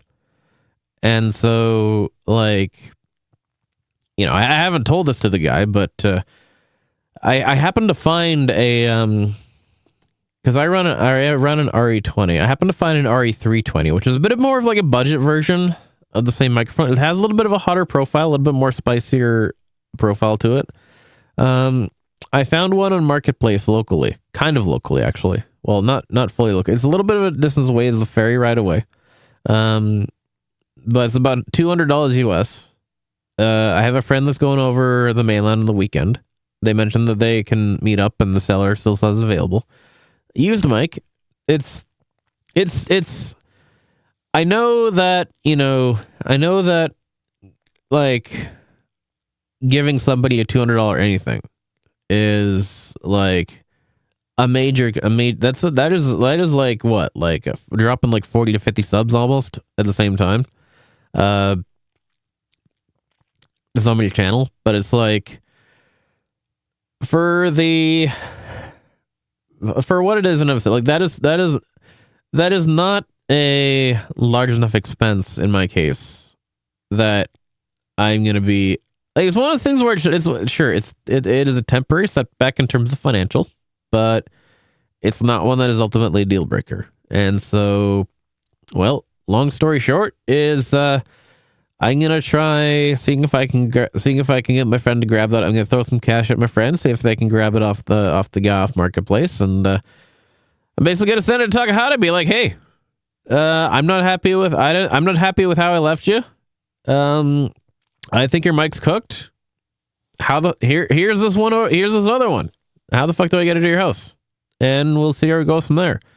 Because, like, I mean, I know this is a rare thing where it's like, that is something, like, going to that far, like, going to that extent of actually buying people heart, that is a point where I'll like, that is not, that in particular isn't something that should be expected of me to be doing to everybody.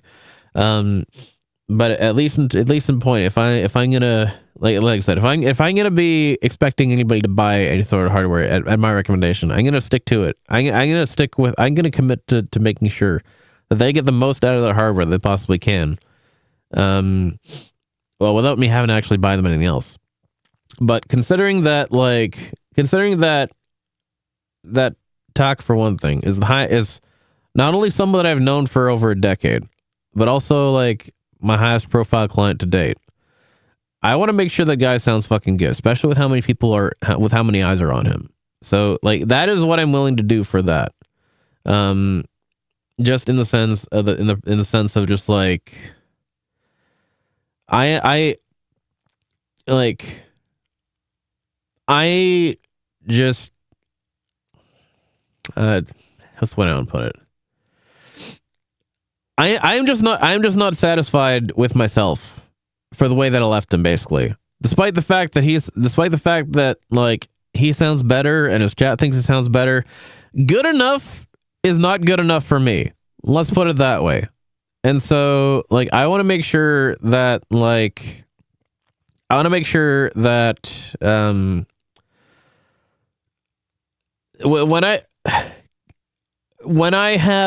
an opportunity like that is provided to me from a VIP practice, yeah, exactly. That is probably the best way to describe me, honestly. To a point. Sometimes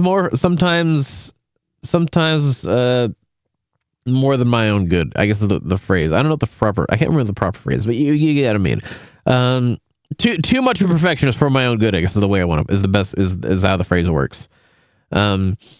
But it's like, yeah, you get an opportunity to work with a high profile client, you absolutely fucking bomb it based on how you thought something would go and how it ended up actually going, because like the equipment doesn't want to play ball.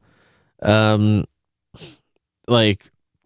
I'm not leaving that as my reputation. Not to say he wasn't great. Like the guy, he was super great. Like I said, there's nothing to do with him. He was grateful for my efforts. But I feel like I only strengthened his cynicism involving technology based on the fact of how fucking sideways everything went. And I didn't turn him on any better to the idea of adding new hardware to a setup. Let's put it that way. And like I am just not happy. I am not happy with myself for having let that happen, even if it was things. Yeah, so TLDR, I recommended Takahata use the same equipment that I have in terms of the, at least in terms of the preamp for his microphone, and the dealer he does a lot. He did like Dragon Ball Z abridged and a bunch of other things. He's probably one of the most well-known like North American like abridged voice actors, who also does VTubing. He's local in my area. He was a guest at our local convention for years, and that's how I know the guy. That's how I have know the guy personally. And so, but he had his mic setup. It was lacking depth, and was a bit too spicy in terms of a bit too crisp. So it was sharp. I guess it was sharp, but not flat. Sharp but flat. Yeah, there's a bit of an oxymoron in the musical industry. But it lacked bass. It had no. It was sharp and piercing in the mid highs, but it had no bass. So I wanted to fix that by adding the same preamp processor that I use on my own mic to his setup. Problem was, when we tried to do anything with it, it clipped the fuck out, like with any little bit of gain applied to it.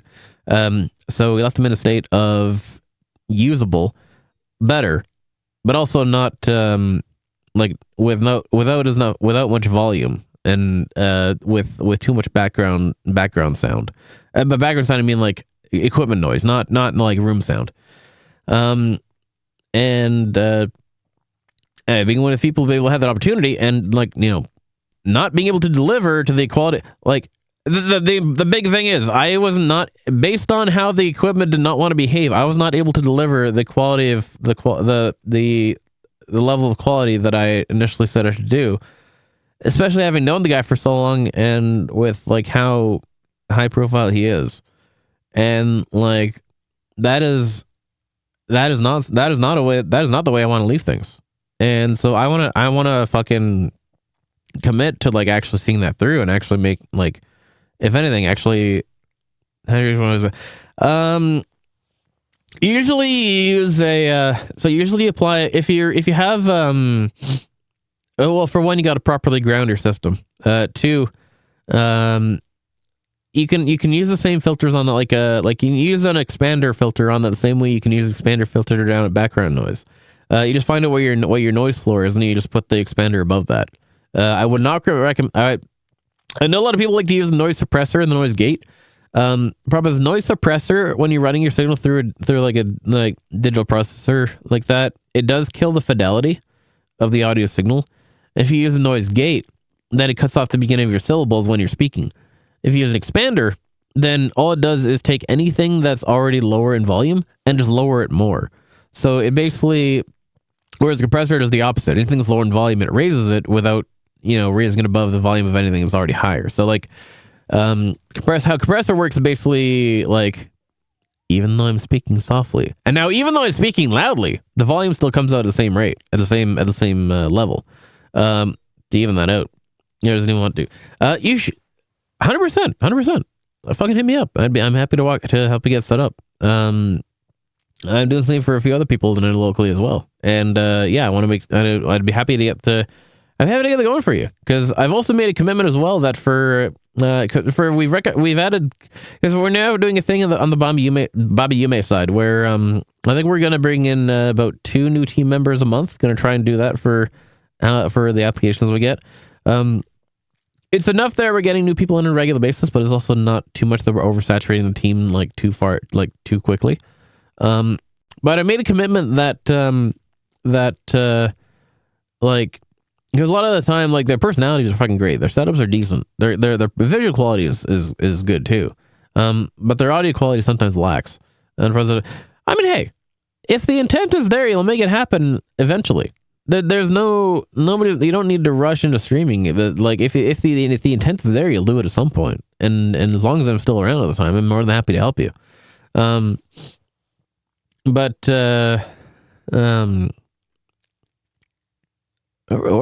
I just talking about? Oh yeah, sorry, equipment noise. So expander, So noise gate. I don't run a noise gate because it cuts off the beginning of your syllables. And if it's opening and closing too fast, it'll definitely hear. Oh, bring too much. Right? Yeah. Sorry. Thanks for bringing back on track. So I've made the commitment that for any new members of Bobby Yume that we bring into the team, that I will personally walk through. Helping overhaul and basically fine tune their audio setups to kind of get them the same level that we expect from the team standards. Like I said, a lot of them, they have all their elements. They're all their other elements. Oh my god, that is such tongue twister. Trying to say that all their other elements. I can't even say that like twice fast. All their elements put together, except for their audio. So I just want to try and get their audio levels up to the same consistency they expect the rest of the team to have. And like, I am willing to do that. Let's not make garden 16 better to be interesting. I didn't even realize that was a thing. No, sorry. Don't worry about it. I mean, hey, if it wasn't gonna be you interrupting me, it was gonna be me interrupting myself. So let's just put it that way. It was inevitable. You've seen how my talking goes. Like, have I ever stayed on track on a particular topic for more than 5 minutes at a time? Not even, maybe even like a minute at most. And so the long story short is, for any new team members that we bring in, I made a commitment to review their audio quality. Review their audio quality and help improve it if necessary. Obviously at no charge, because I don't charge for this anyway. That's, like I said, that's not why I do it. But at least it gives me a consistent opportunity to be able to do so for people. And hey, I'm not gonna lie. I like being known as the person who helps VTubers improve their audio quality, especially being the VTuber that does so. Like, that's the thing. Like I said before, you don't have to be a major person to make a major impact in the VTubing space. You just have to do something significant that people will appreciate.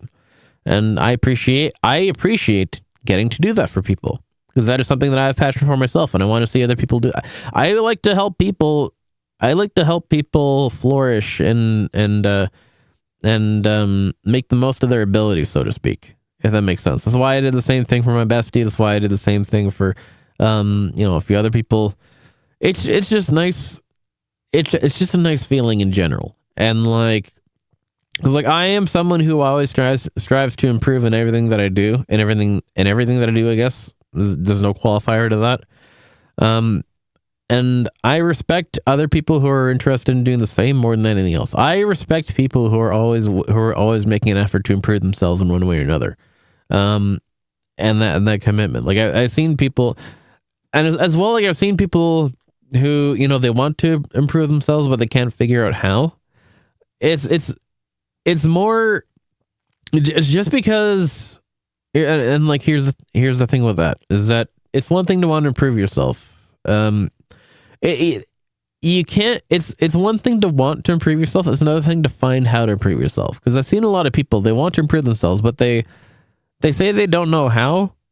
But at the same time, they aren't always willing to look at the bigger picture. And the bigger picture is that you have to take every element into consideration when you're looking for improvement.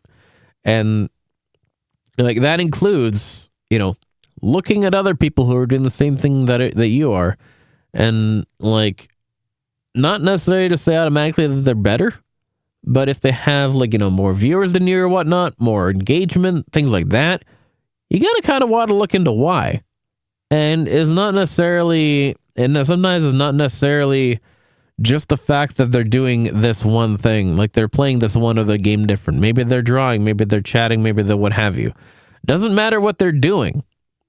It's how they're doing it. It's everything else around what they're doing. Like maybe they're more engaging with their chat than you are. Maybe their setup is more polished and like, you know, more dialed in and people can tolerate that a little more. This is a man. I technically am a featherless biped, so in terms of Diogenes terminology, and behold a man, you would not be wrong. Also, welcome to Jack's Dream About a Podcast. Happy Wednesday morning. Hope you're doing well. Thanks, Una. How's it going? So good to see you. Thank you much for joining. Hope you're looking forward to the weekend as we are halfway through the week.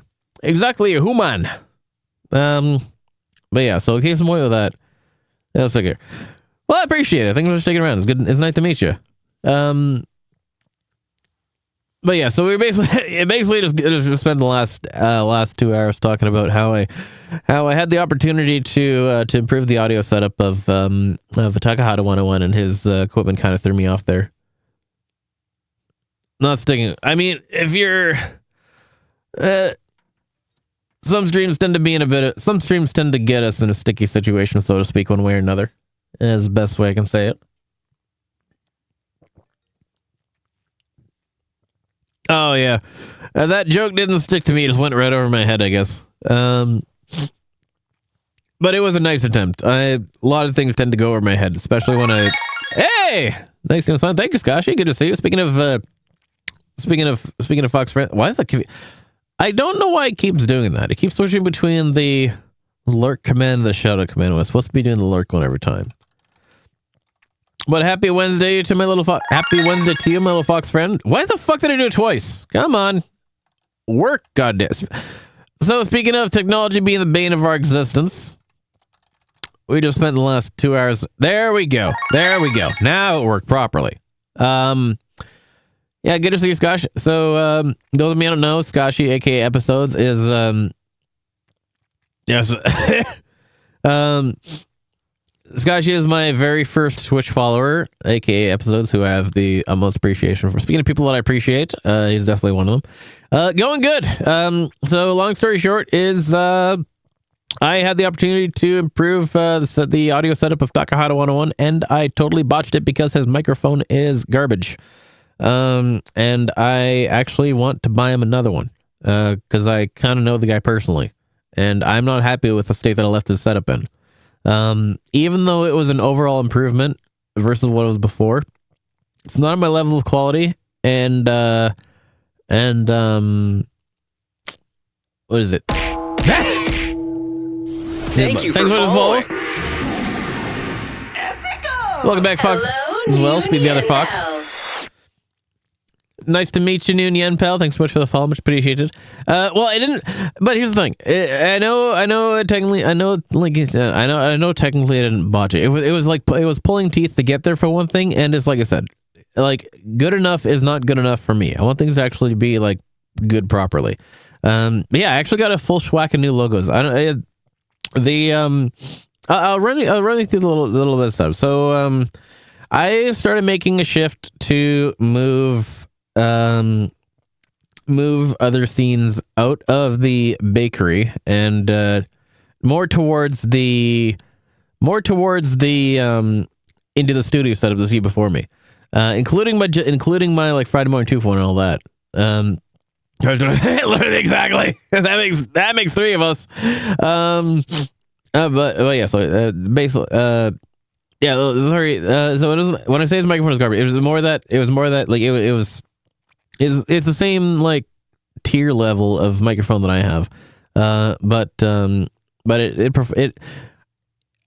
recommended that he buy the same device that I have. You get just sorry. Oh no, this theme is still sticking around. I'm still gonna be your Turkish gold culinary cat girl. Red theme version of the Friday VTuber. The bakery scene more is going to be used more just as an intermediary between the starting student screen as the gaming screen and of course the raid out. But it's not going to be into my featured. It's not going to be my featured scene for like my Friday morning 2 for 1, or like my just chatting stuff. All the just chatting stuff is going to take place in the studio in this scene. And so I have like a bunch of different. I have a bunch of different logos that I did for it.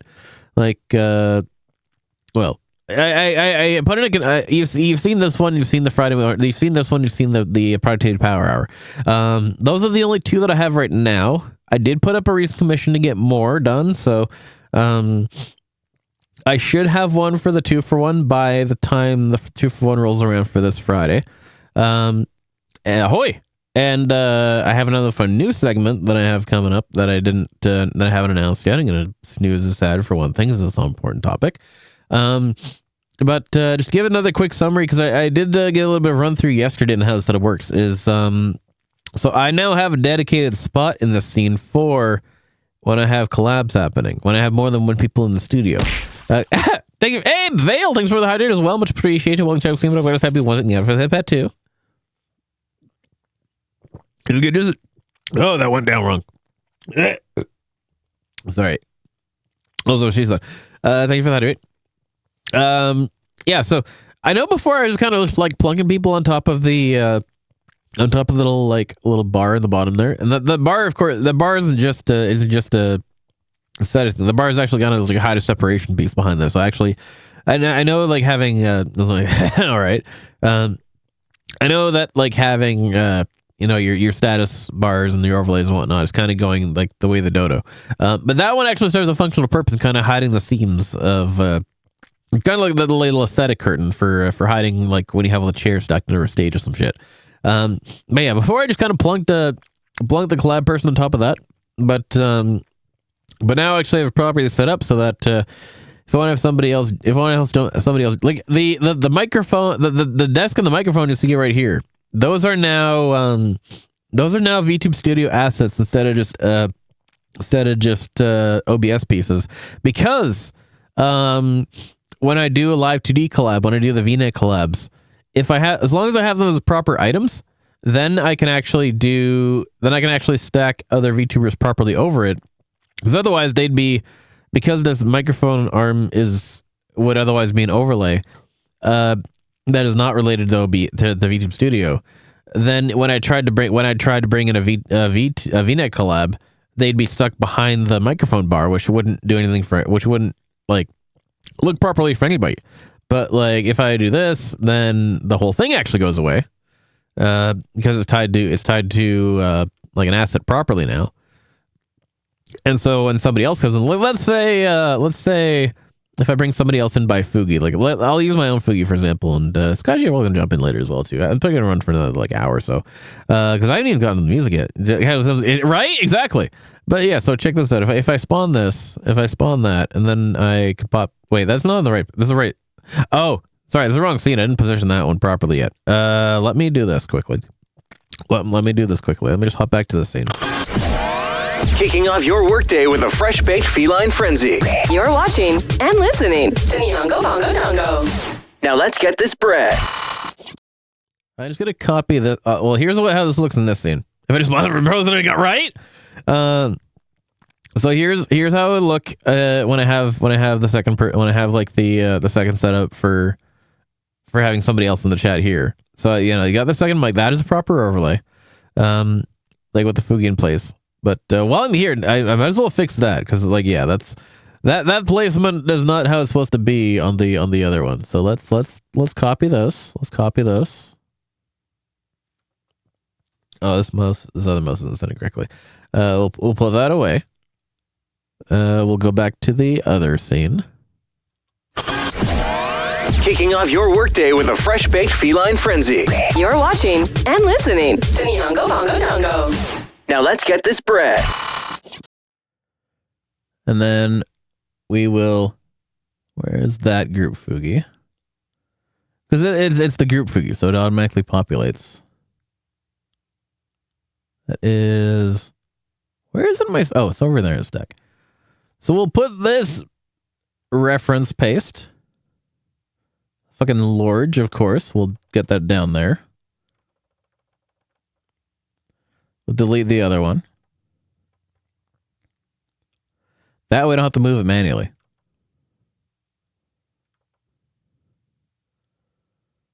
Lock that into place. There we go. Now that's all lined up in an order, everything else. Wait, just notice. You're just chatting. Exactly. Yeah, because I literally spent the last 2 hours just yapping about how I fucked up Takaha's audio setup when I was trying to fix it. And then, I fucked it up to my standards. I improved it, but not enough. Big moves, exactly. Because I actually had a story to tell for once. So I actually wanted to spend the first part doing, because I like let's put the other me away for now. Let's put the other me away. Because like that starts 56. No, it will not. Because I actually want like this kind of this left me just kind of feeling like shit for the rest of the night. And like even though he was grateful for it, like even though I still improved him enough that he was grateful for it and like satisfied with it, at least on his end. Like I was still it's like I said, it's a personal pride thing. I was still feeling like shit for the rest of the night because like I didn't like I felt like I bombed on the best opportunity I had to like actually make an impact in anything. Thank you for following. Thank you, SS55P, for the follow. Hello, Yeah, new that, Pat. pals. Much appreciated. The Imperial says with the improved friends. Exactly. But yeah, the microphone didn't want to cooperate, and like I just wasn't having a good time. I was just straight up not having a good time after that because it's like that's kind of the deal. Oh, I appreciate that. Here, arigato. So but the TLDR was that like despite the fact that I recommended he purchase the exact same like processor equipment that I have, not the microphone itself. The microphone just didn't want to cooperate with it, and he was not enjoying it. The setup part, of course, because he's not a fan of technology in general. And so, like, yeah, I just what's current mic model? For mine or for his? Because he didn't change his mic. He only changed he only just added the processor to the chain, and the processor did not take well to the mic. His it is an Audio-Technica BP40. Which I had not heard of until he mentioned it, because I didn't even know that was on the I didn't even know that was on the map. And but the one that I found in Marketplace is an Electro Voice RE320. Yeah, don't buy the BP40. I can say that for sure right now. That is like it is all of the price with none of the value. Is the best way to, because like this, it is about the same purchase price of the one that I'm running, but you can actually hear how good this one sounds. Or hyper, yeah, exactly. At this point, I think a Quadcast was actually sounding better than that fucking thing was. But yeah, so the TLDR is that I found a 320, which is basically a more budget friendly version of the same mic that I'm running with a slightly different sound profile. but still similar enough that I think I can make it work with the DBX and not at a unreasonable price that is like not worth getting. Because what I'm basically gonna do is I'm gonna have a friend buy them, get them on marketplace for me while they're over in the mainland. I'm just gonna throw money at them. I'm gonna have them bring it back here. Because what I want to do is I have 2 DBXs. The reason why I have 2 is because I was trying to put one together for my DJ setup. Oh, hey, Numpon. Well, check see what I was. Happy Wednesday morning. Happy hump day. What things you know? They were good to see you. Looking forward to the weekend. I mean, I guess that works. But hey, sometimes it's not about. Sometimes it's not about the. Sometimes it's not. It's not necessarily about the. It's not necessarily about how. It's not about the mic itself. It's who's behind it. Is what it is in the end. But having a better mic in front of that person does make it better. I was gonna say sometimes, but there's no sometimes. It just does. But hope you're doing well. Nice to meet. Nice to meet/see you. Like shit, Christ. Clean up in aisle 3 in the soup store. Why are you screaming, crying, pissing, and shitting in the soup store? But yeah. So that was a.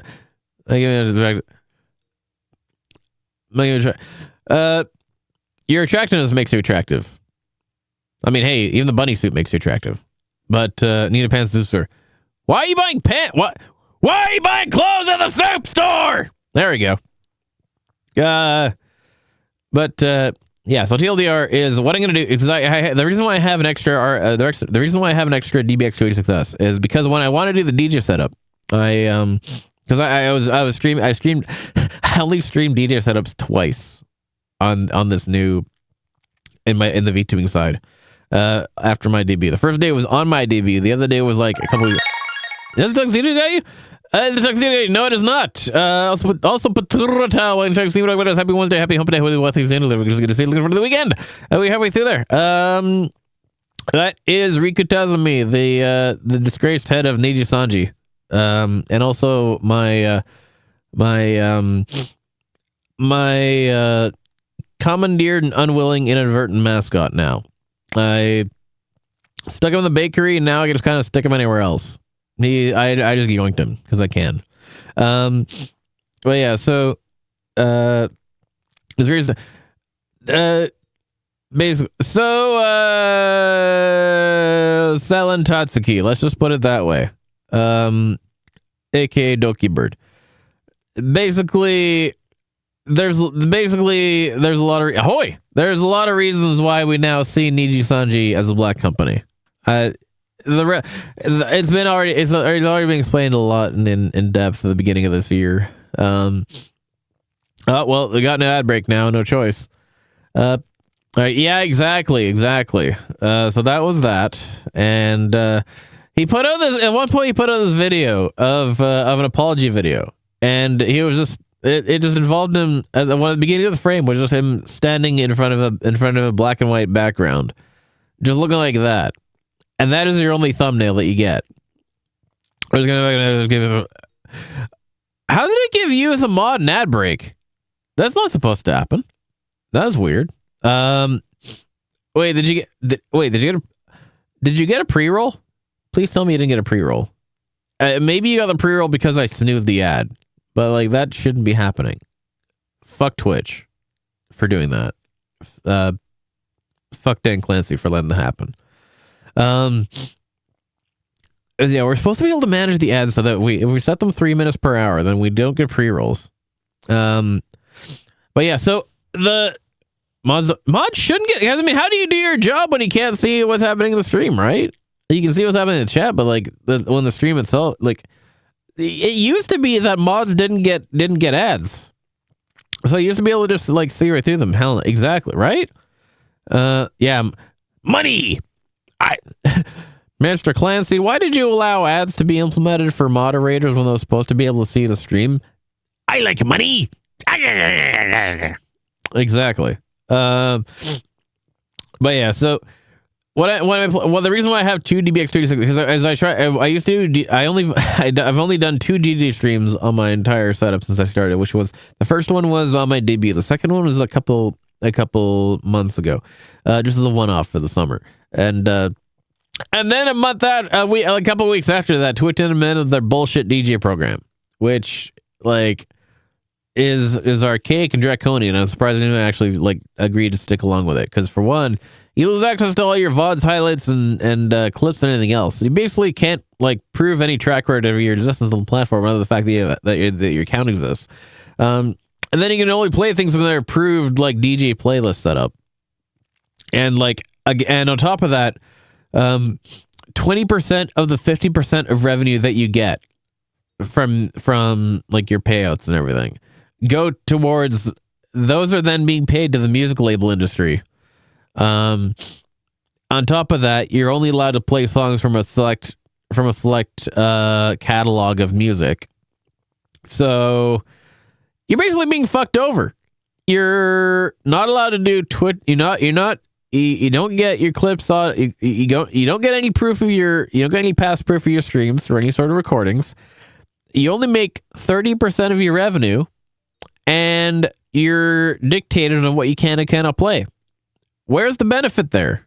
That's the only person that benefits there is the the record labels and the platform. The user gets fuck all. The person who has actually provided the content gets fuck all because of that. Well, this is on Twitch. It's literally on Twitch, the DJ program. And so, like, when I say DJ, I mean as in like their new DJ category, and like that's why I see when you see any accounts that have they have the little like the little CD, the purple CD icon beside it, or the purple record icon, and obviously they're DJs. Their account is then part of their account is then part of the DJ program that Twitch implemented, and that's limitations they can place on them in exchange for being able to play music on the streams. That's why I make sure there's no record of any music happening in my VODs anymore, at least in terms of anything that gets copyright caught. And like when I do the music segments when I do the productivity segments, of course there's got music in them. And so that like I don't usually take VODs of that, and if I do, that it makes sure the music doesn't appear in it because it's a separate track and whatnot. And it's like, it is what it is. It basically is what it is, and it's like, yeah, I don't use that. But yeah, so back to the original point. That is why at one point I decided to get a second 286S to put that on, to attach it to the microphone that I was running on my DJ. I don't know. You probably run a bombing campaign over Berlin is probably the best thing I think of. Yeah, so at one point I wanted to improve the mic of that, and so I decided to get another 286S because I managed to get a Shure MV7X, the XLR only version of the MV7 for like $90 Canadian used, and that thing sells for like $200 new minimum, $200 to $300. And but I wanted to sound a little better, so I got me another 286S, and I slapped it on that. But then what started happening was I noticed that after one like hot day in the summer, my mic was getting constant buzzing noise whenever it broke through the gate. Whenever I say something, so I slapped on a bypass and noticed like a constant buzzing. Which basically meant that my initial, because I had the initial 286S that I was using for about like 2.5 years, like almost 3 years at that point.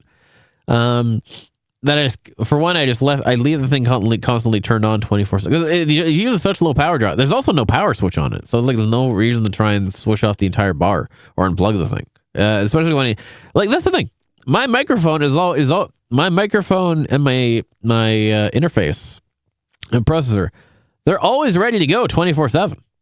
Like all I need to do to like get the stream all I need to do to get my audio set up is literally just turn my computer on and just pivot the microphone towards me. And then I'm already good to go and start talking to it, and just take it off mute and OBS, and I'm good to go. I don't need to turn on a bunch of, like, the only things I turn on and off when I get into the room are light switch and the two computers.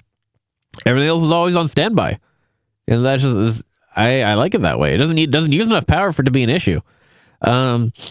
But yeah, so I noticed a buzzing sound coming from one of those. With it indicated that I looked it up later, and turns out biggest explanation is a blown capacitor.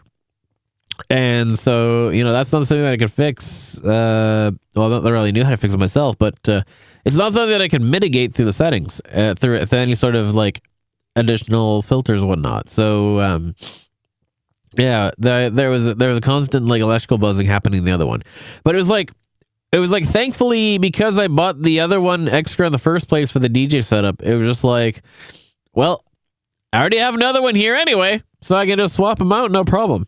But the thing with that is because everything is dialed in so precise, yeah, like unironically, yes. I just need to know. I need to know how to do that on a circuit board, and two, I need to know how to actually diagnose which capacitor was blown. Because I'm not really the best at like circuit board diagnostic kind of thing. So like that's definitely not my strong suit. But I figured as well, like anyway, like considering I already had an extra 286S anyway, like it was easy enough just to swap them out. Because they're so precisely dialed in, because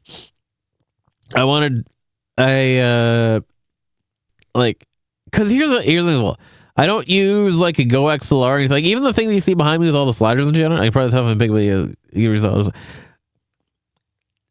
Oh, I see. I'll consider it at that point, because like if I can have it on standby as like a valid use, because I just noticed the board is I don't think the board is multi-layer. But yeah, I'll get around to it at some point. Just right now, just been a very low part because I don't necessarily have any operational use for the second one at this point. I'm sorry, just getting a little bit congested again. But what was I saying? Everything. Oh, I appreciate that. Right. So that's why I have two of them. I swapped them out. But because they're so precisely dialed in. Oh yeah, because like I don't use a mix. I'm not fucking around with my audio setup. Like in between streams, like everything, once I get it dialed in, I just stop touching it, and then I just let it exist.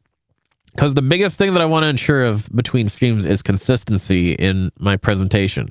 That includes my audio levels, my visual setup, like everything. I want to maintain the same consistency of the entire setup each day, every day. This is the way exactly. Some people they like to fuck with their audio settings like during each stream where they like have the faders and whatnot. I don't use that. Like I couldn't do that because then you're spending more time thinking about what your levels are set at than like just doing your stream. At that point, that's when you're basically asking for stuff to happen at that point. So yeah, I don't touch anything once it's all dialed in. But because I have a second. Oh yeah, so the basic thing is that what I'm gonna do is that once that other microphone comes in, I'm gonna test run it through a 286S myself that I have here, but I'm not gonna do it through my main one. I'm gonna do it through the broken one because the only thing that's wrong with it is the buzzing sound. But if I'm running it through the broken one, well, then I can dial it all in as it should be, without risking losing the settings that I have for the other one, for the one that I'm using primarily, because like that one, it's all manual. You can't just click on a preset and expect to like go back to it. You gotta like write down or mark off where all those knobs were in the first place, and that's not something that I want to have to like fiddle with, like for a temporary microphone and then like put all the way back for my regular mic again, which makes it kind of thankful that I have the other. That's why I'm kind of thankful that I have that extra unit that's just kind of just there. So I can just take that one and just dial it into that as a test run, and then yeah, just prove that it works, and then just send it to them. Send the mic to them. Because like once I know it works on my side, then I know like as long as I know that the rest of the hardware works, then it eliminates the mic as an issue, which is what I want to do. And not just send it to him blindly, being like, hey, so this mic is going to be better than yours and it might work. Not knowing on my own side that like I can prove that it worked. And yeah, we'll see where things go from there. But so that's kind of just the whole thing that I wanted to get off my chest, because like it was kind of eating at me the rest of the night, and I just wasn't happy with it. But I felt like you guys deserve to know as well, rather than me just dwelling on it, pretending things exist. yeah, so that's kind of what I want to do to kind of like not necessarily own up for myself, but to kind of redeem myself, so to speak. I definitely do feel better now. I appreciate y'all just sticking around for that while I just yap through that. It's been 1 week, so look at it exactly. I did start a little. So yeah, I just started. It's 10 o'clock right now on my side. I don't know if I want to just be. I don't know if I want to play music for the rest of the hour. Everyone's on to hear anyway. Let's just see who was on. I was going to ask about anyway. No, it's not understand. I do appreciate though. I do appreciate that. I appreciate you. I appreciate you looking out for me. I don't know if I want our music for the last hour. If I just want to rate, because I do have some shopping that I need to do. I might make. What else do I need to do? So I need shopping. I need to do. My girlfriend and I's dating anniversary is tomorrow, but I don't know if I should make pasta today. Oh wait, let me get a couple. Oh, I gotta get Halloween candy. I got a Halloween candy because my house is the king size house. We are the house that does the king size chocolate bars. At least I made it that way. I wanted to stand out in a way. Because yeah, I'll do this point, then I'll end on it. We can probably send out to I'll go to Laura after, as per usual. But yeah, so I decided I gave our house kind of reputation of being the king size house, which I like to live dangerously in a way, because we do the king size, but we also do the honor system bowls at the same time, and like not in front of the door either. So we are basically like, we are living dangerously for like somebody yoinking everything. Thankfully, like I have not seen that. I've not had that issue, and I've done the candy bowl thing for the last 2 years so far. I know, right? Hey, crazy. I was crazy once. They locked me in a rubber room with king size chocolate bars, and they were delicious. Ahoy! And so the main reason for that is because our house has like, we are on a second floor, but the house is like, it's not one that it's like, there's no basement. It's a ground floor and a second floor. The second floor leading up to it is a set of steep wooden stairs that are around the side of the house. And with how much time I've spent thinking about it, exactly. Well, I mean, they can certainly make you energetic because all the sugar that's in them. But like the stairs lead up to the side of the house. They are like so they're steep, they're wooden, they're also kind of slippery when it rains and whatnot. Not a good time for anybody. And I know my experience from working on the cosplay community enough times that trying to navigate those in costume chocolate. Did you say chocolate? Chocolate! I don't want to actually properly yell this time. But like trying to navigate those stairs, especially when there's no light over the stairs properly. So it's dark, especially when you're wearing a mask and you're wearing a costume that like you can trip on and shit. It's the whole thing's a death trap. And as much as we want Halloween to be spooky, I don't want it to be scary to the point of somebody risking life of limb for a chocolate bar. And so that's why I decided to do the bowl honors in the first place. So we have a driveway that leads right to the front of the house. I can just slap a table down there, put a light over it, fill a couple bowls down there, fill it with candy, and just put a bunch of spooky shit around it. We're good to go. That's what I've been doing the last couple of years. I think it was the last 3 years. Yeah, the last 3 years, I think. I think it was 2. I can't remember. No, we've been in this house since 2021. So this will be our 4th Halloween. I can't remember what I did for the first one. I know I did the candy bowls for each one, but I can't remember. I might have just done one bowl. I can't remember. I can't remember what the hell did it for our first year. I just remember the last 2 years. So we're gonna do the same thing for this year. We're gonna do, but yeah. So we put the table at the we get a driveway right at the front of the house. We'd light it and then we just slap the candy bars and chocolate bar in the bowls and let people go to town. Just put the sign up saying, hey, please take one and whatnot, and then we go from there. But yeah, so we're doing the king size chocolate bars on the honor system in front of the house, and it's gonna go great. I'm pretty sure. And we're gonna be known as that house with the king size chocolate bars on the honor system. So that's why I decided to. I've also, because I get all our chocolate bars actually from a food service store. A lot of people think a lot of people think that you can just get your candy as like the bite-sized ones from Walmart and whatnot. But we have what is basically like a Costco for food services. and you can get boxes of king size chocolate bars for I think it was like 35, like $25 US for like a good like 40 like 24 pack of king size chocolate bars. One is not too bad. It's not too bad. Like if I can keep my budget under $100, I'm fine. Like it's only $100 for like once a year. What like it's not a major investment. Like I'm willing to put up with that. Just to like me, it's not even like I'm not even someone who's big into Halloween in general. Like I'm just doing it because we live in a neighborhood filled with kids, and I just want to do something to make a positive impact on the community around us. And so it's like I don't want to be, even if I'm not really into the spirit of the season, I don't want to be that one. I don't want to be the one house in the entire block that shuts all the lights off and nobody wants to and nobody can visit. That's not me. That's not the kind of vibe that I want to give to my community, to my neighbors. So like I'm at least willing to do that. If I'm gonna do it, then I'm gonna go hard. If I'm gonna be doing it, then I'm gonna do it well, and at least like well enough that people remember it, and at least people be enjoying it. So yeah, that's what I'm gonna do. About 3 boxes of chocolate bars, and we'll go from there and see how that goes. But what we're gonna do from here is we're gonna go over to Lara, the goth elf herself, the illustrious Lara, is currently discussing the Death Blooms issue. I have no clue what's happening about that, but you know the drill. See you back tomorrow, same time, same place, do the same thing. Got some clipboards, everybody, and we're gonna go rating over in 10. 9. Thanks so much for follows as well for joining, and for everybody who's joining for this just chatting. Hope you all enjoyed the time. Sorry to ramble on the whole time, but at least you appreciate it in the first place. See you guys tomorrow. Thanks all again. Hope you all get your Wednesday or your hump day, my dudes. Hope you all take care as well. Stay dry, stay safe, stay awake, stay sleepy if you need to sleep as well. And catch you all the same place and next time. We'll probably actually get some more music off for a change. Rating over 10, 9, 8, 7, 6, 5, 4, 3, 2, 1. Ciao for meow. Kicking off your workday with a fresh-baked feline frenzy. You're watching and listening to Nyongo Bongo Dongo. Now let's get this bread.